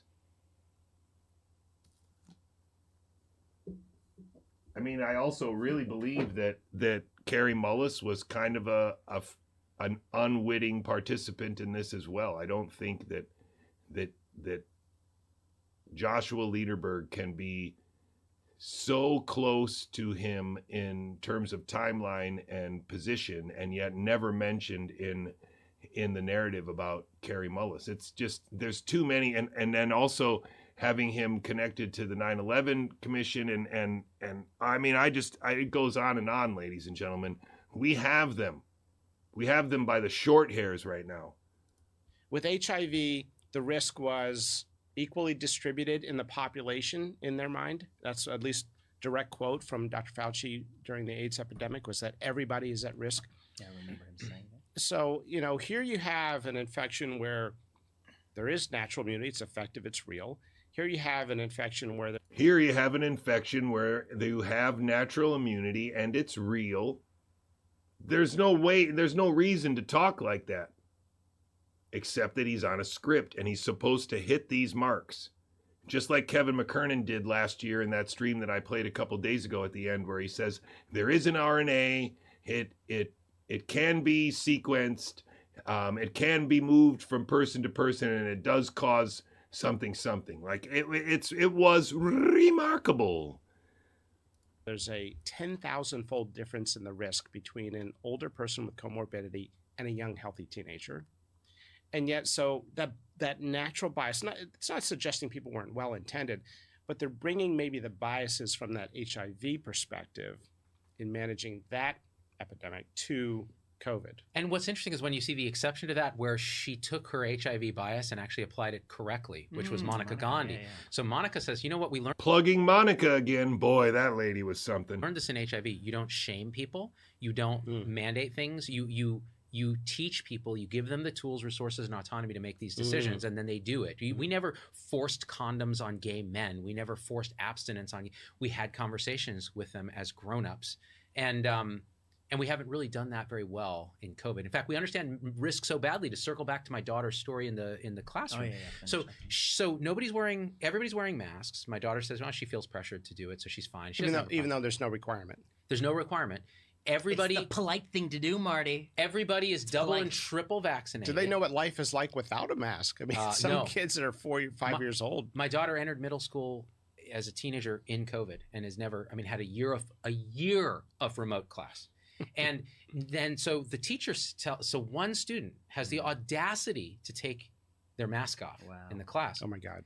The teacher said, Billy Bob or whatever your name is, if you're going to take your mask off, I'm not comfortable with that because I'm high risk. She's my age, triple vaccinated, or she or she. Yeah. And high is a relative term. I'm going to put you next to the door. So I'm going to move you. It says this to the whole class. Wow. Move you to the door. Why the door, not the window? Good question. By the way, all the windows are open in the class during the winter. Really? So these three guys accept that the masks work. They have to accept that the masks work. They're not taking any stance on it at all. This is in March of 2022. And this video goes on and on and on. How is it possible that he's at the head of the FDA right now? How is it possible? Open, yeah. You have to exhale through the open window. Because they're high risk. Oh, gosh. Okay, wait, hold on. Yeah. So they put him by the door They put him by the door. where and the air is stagnant. Where the air is stagnant. Okay. And all this, and my daughter comes home and tells me the story, and she's like, yeah, I feel really bad for this kid. Like, he didn't do anything wrong. Well, I'm like, he you're dared- a smart dared girl. to show his face. But you know who did is the person who doesn't understand risk. Well, And that's what we're getting at here. Is like, And so again, as I said before, I think it's an important point from this stream. These guys are making the subconscious argument to everybody listening to this that informed consent involves understanding the risks. And so you need a mathematical representation of all the risks. And then only then can you make an informed choice. It has nothing to do with understanding the nature of the risk, nothing to understanding the nature of the risk by understanding the biology of the argument. Because you see, if the argument is that intramuscular injection of a combination of substances is a great way to augment your immune system, that's not a good argument. And then to say that, well, we're going to do that for a novel virus that we can't even prove exists, now that's a doubly, triply bad argument, you see? And instead of getting down to the root of the root of the root of the bullshit, these guys are debating whether or not certain age groups should get boosted or not. And whether or not mask mandates, or is there pressure, or, you know, putting the kid by the door, oh, maybe he should exhale out the window, ha ha ha. It's as malevolent as possible because it is a military exercise. You want to know what the military exercise was? It's the script that these three guys are on. It's the script that Sasha Latipova is on with regard to batches. It is the script with regard to the contamination of the Pfizer shot with a plasmid from manufacturing. These are the military script that this is on to get maximum compliance out of our children. Please understand, there is not a way to bring this with a lot of sunshine and laughter. If you understand how the dangerous position that my country is in. Risk. But don't you feel like, you know, we've conditioned, we've conditioned the teacher into believing this in a few ways. Number one, it's not their fault. Yeah. Yeah. It's not, I don't think it's the teacher's fault. Yeah. I mean, it's kind of a cultural thing. Like, where would I trace the root to? I mean, obviously, anxiety was through the roof in March and April 2020. People wanted to do something. And even though the entire pre-existing body of evidence was quite critical of cloth masking, which is why the WHO and CDC didn't recommend it initially. Cloth masking, again, we're throwing in details that don't matter. Right? Oh, maybe it's just N95. Oh, I don't know, man. Oh, wow. People wanted to do something, and there was a strong advocacy movement. There's been a great article about this called The Mask Debacle in Tablet Magazine, and it really kind of unpacks some of the history here. And so then people jumped aboard, but of course, you know, to jump aboard and make a switch this big, you kind of got to be a propagandist and kind of really sell it. And then quickly by the summer, you know, masks were a symbol of virtue. Trump didn't wear his, and of course, he's the bad guy. He's the horrible person, so we want to do the opposite of him. So in the liberal place, like, you know, where we're located, anything Trump does, we'll do the opposite. We'll do the opposite, and really hard to prove how much better we are than him. Obviously, that's the philosophy. And so then this person digs in more. They're in a culture where everyone they're talking to talks about how important the mask is, and you know, then the next thing they know, they're behaving the way, you know, if you really stand back. It sounds like they understand exactly how Bannon's script is going to herd as many conservative cats as possible into a fake health freedom movement. It sounds like they understand very well what the goal of this operation is to do. Back and think about it, it's quite cruel that a teacher would to single out a child to make them feel, you know, I can imagine this. I feel bad for this kid too. Yeah. Here's the thing. And the kid's right. The kid's right. That's the thing. It doesn't hurt that the kid's right. They're all vaccinated in that school, right? Oh, Isn't it they're mandatory? They're all boosted, except for my daughter. Shh. Oh, well, yeah. Don't tell the museums. Oh yeah. Don't tell the museum staff.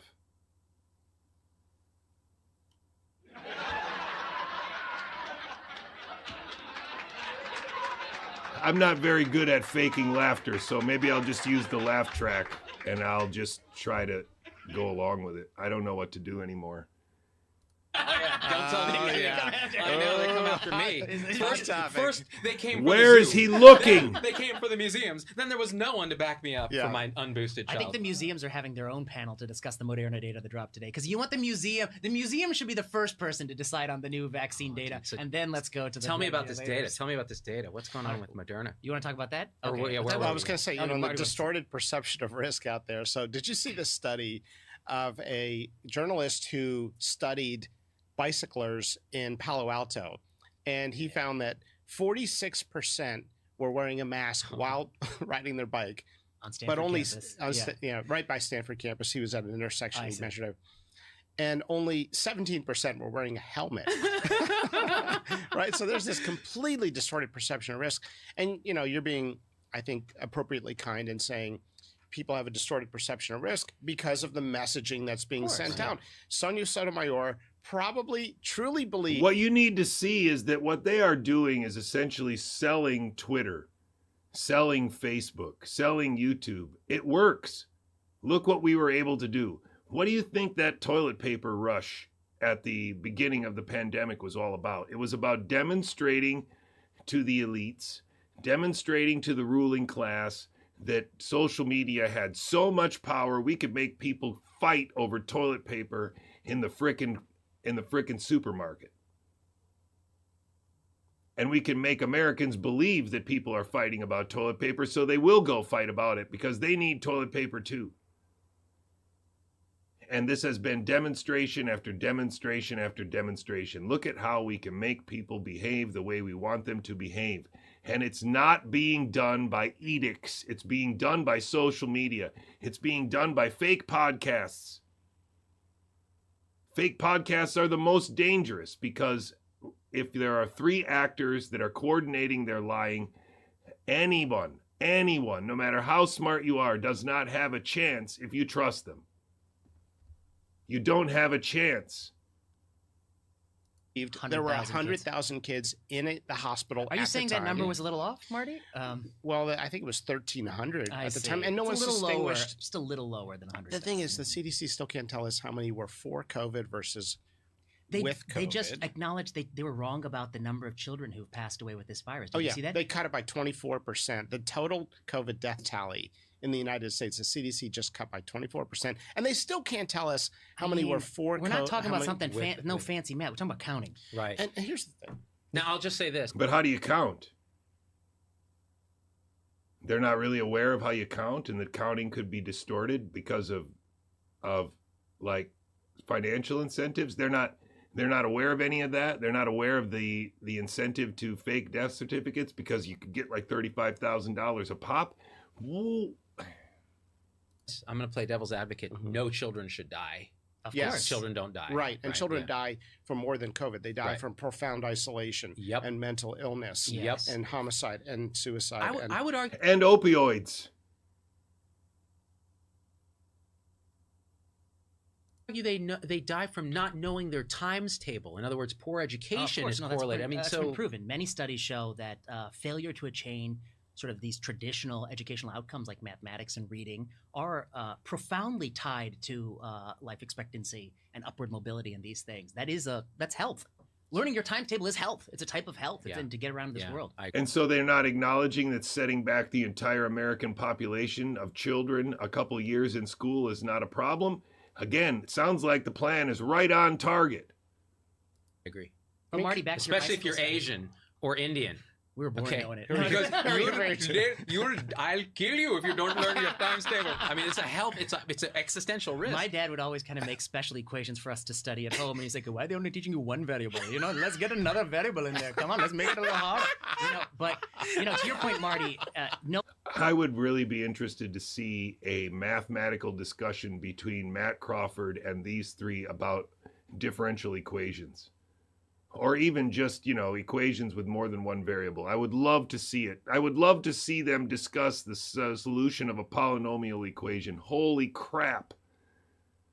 No helmet, wearing a mask. Maybe there's no reason to protect a brain that's not working when it's riding. Well, Marty, but the bottom line is those helmets have big holes in them. They're going to let virus right through. Why would you waste your time wearing that?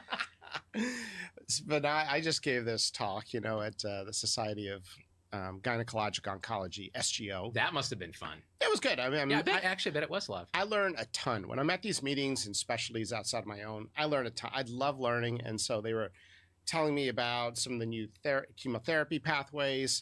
I was talking to some folks about the uterus transplant operation. Evidently, they've done 20 of these at Baylor. And they transplant the uterus. The individual gets pregnant, and then they remove the uterus afterwards. So they're so you not don't get on rejection and all that. Yeah, you don't have to deal with immunosuppression. I mean, just it's amazing. We have a protocol at Johns Hopkins. Is that for men? Is that for men? What are they talking about? To start this. Yeah. So could a male get a uterine transplant? I mean, a genetically male. How dare you ask that? Actually, I asked the same question when I heard you this. Did. And because I'm thinking, there would be no other reason not to do it.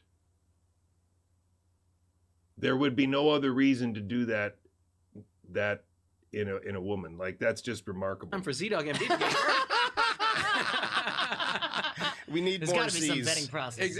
We need more Z's in the world. Yes, we do. We definitely. So what's the answer to So that there's question? there's discussion about it, but it's not part of any current protocol. But I guess even if they did that, they'd have to do a lot of hormone regulation too. Yeah, you would think. Wasn't this covered in an Arnold Schwarzenegger movie? Oh yeah, it was called Twins. Was it? Yeah. No, it wasn't Twins. It was I forget, but it was I awesome. thought it was a Schwarzenegger. You know, anything that Schwarzenegger does is scientifically And by the way, he had a Terminator. Did you see his talk thing on Russia? Oh, it was crazy awesome. Really good. Yeah, he's like, listen to my friends in Russia. Hear me now and believe me later. They're lying to you. Putin is a bad man. But it was a great story about that inspirational story. Does he wear a helmet when he bites? I don't know if there's helmets that large. For Arnold? If you wear a lot of masks, it functions as a helmet. And if you put him in. Ladies and gentlemen, I don't have a great message that's for everyone, but I do have a message that's for anyone. And the message is very simple. People were put in place on social media to make sure that the damage from transformation and transfection could be effectively blamed on the novel virus spike protein. Those people are behind a Truman Show that has placed Robert F. Kennedy Jr. into a position of power, Marty McCarty in a position of power, Vinay Prasad in a position of power, and Jay Bhattacharya, Jayanta Bhattacharya in a position of power, all because the Human Genome Project is moving very quickly to its next stage, where medical records will be stored en masse on a giant database, and then AI will be used to interface those records with the genomes that have been collected throughout the pandemic, or something like that. I don't work for the Department of Energy, so I can't really tell you what their plan is, but I am sure that this is not over. I am sure, thanks to Mark Kulak, that it is very likely that the Human Genome Project was right dead center in the middle of 9/11. Terrorists, my ass. That's the reason why nobody talks about Brandy Vaughan and why nobody talks about the 6 million votes that autism was worth in the UK when Polly Tommy was on 90 billboards in her bra.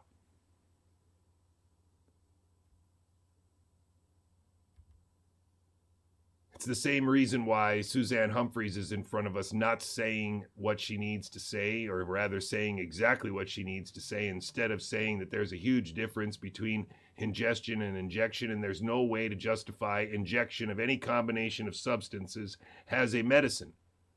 She is put in place specifically not to say that. Just like Mary Holland is put in place, just like this clown was put in place. Pittsburgh area here in Pennsylvania, and has been with us before. We appreciate him coming back to the Capitol today to share his expertise. Dr. Lyons Weiler is a research scientist, author, and president and CEO of the Institute for Pure and Applied Knowledge. Thank you, Doctor, for coming. Thank you. Representative Metcalf, I want to thank the media for being here and thank everyone online for sharing this across all social platforms. I'm an objective research scientist, and I have two main points that I want to drive home. The first one is the number 21%. I want you to remember that number and write it down. It's a very, very important number to you if you're an American citizen.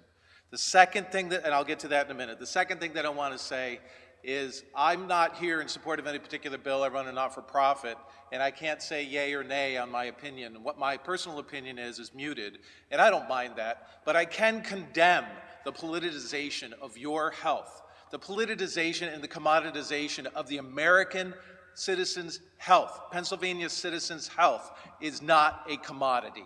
It is neither a monetary commodity, nor is it a political commodity. And shame on you if you have changed your position or held on to a position in the light of evidence from data from studies that tell you that your position is wrong simply because you disagree with President Trump. Shame on you. You're hurting people, you're hurting society, you're destroying businesses. Shame on you. Is it not obvious? Is it not obvious? This is a guy who, before the pandemic, argued that vaccine-preventable diseases were circulating asymptomatically among people who were vaccinated because that's how vaccines work. He is a guy who wrote a book about the environmental and genetic causes of autism to obfuscate the fact that no intramuscular injection is justified as medicine, and that the entire idea of a vaccine is a lie.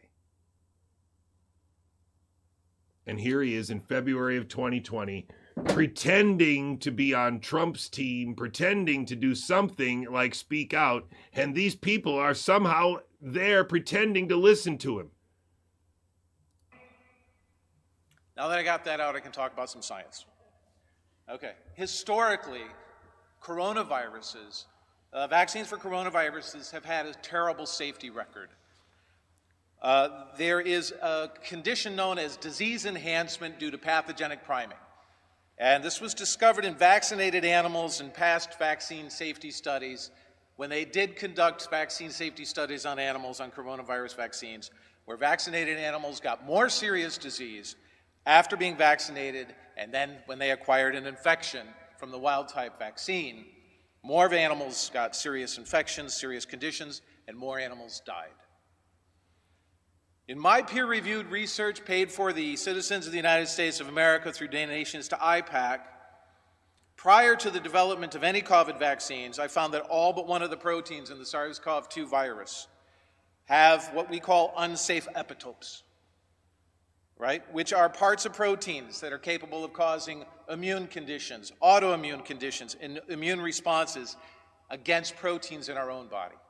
This is peer-reviewed research, and I'll be happy to provide the press with. I'm sorry, I see this is wrong. It's not February, it's October. Sorry, I don't know why I didn't change that. I had it changed, sorry, it's October. There. Reference after this. About a third of the proteins that might be targeted by autoimmune conditions by SARS-CoV-2 viral proteins, either through infection or injection, target the immune system. But from the start, it looks like this virus has evolved the ability to attack our immune system as part of its disease-causing capacity. This pathogenic priming, I predicted... It's funny because actually the echo means that there's nobody there. In my study, which parts of the human body would likely be most affected by pathogenic priming. And now studies by medical physicians, by medical teams around the world are confirming my predictions. This is not simply a respiratory virus with respiratory symptoms. This affects many tissues across the body. There is no vaccine yet in October of 2020. He's only talking about the virus. And there's some grave concern if you're going to get infected.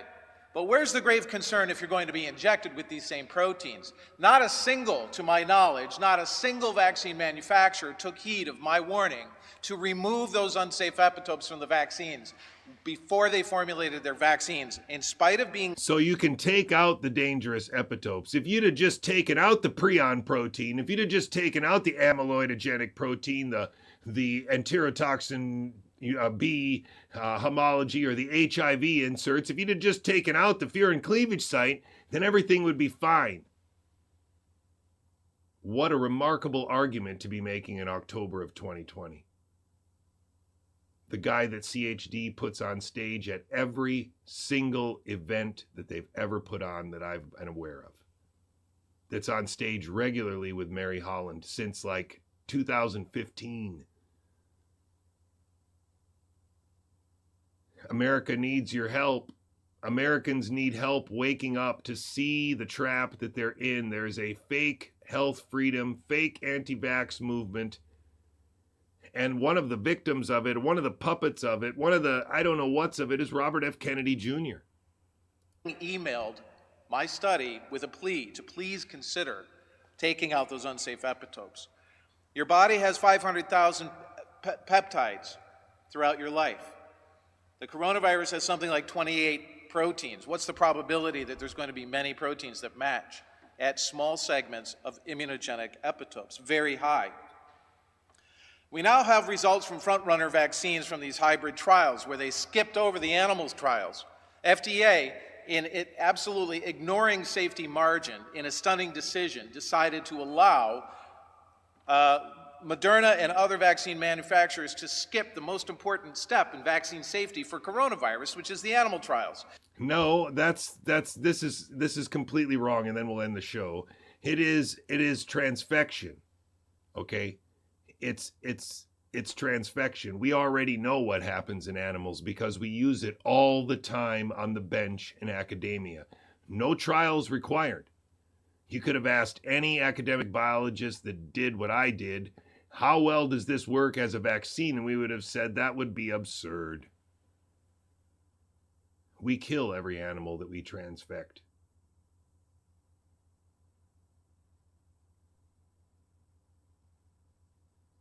Ladies and gentlemen, these people were put in place. They are liars. To see they are if there's traitors. pathogenic prime. They are traitors to our grandchildren. They have perpetuated a myth about a novel virus and all the variables we have to consider, all the different risks we have to measure and quantify, when in reality they're all playing for the same team, the Human Genome Project. That's why Kevin's there. That's why Claire's there. That's why Jessica's there. That's why Robert's there. That's why Merrill is there. They're all part of the same team.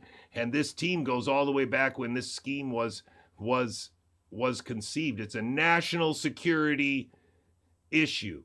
It is a national security priority. It is part of the national defense.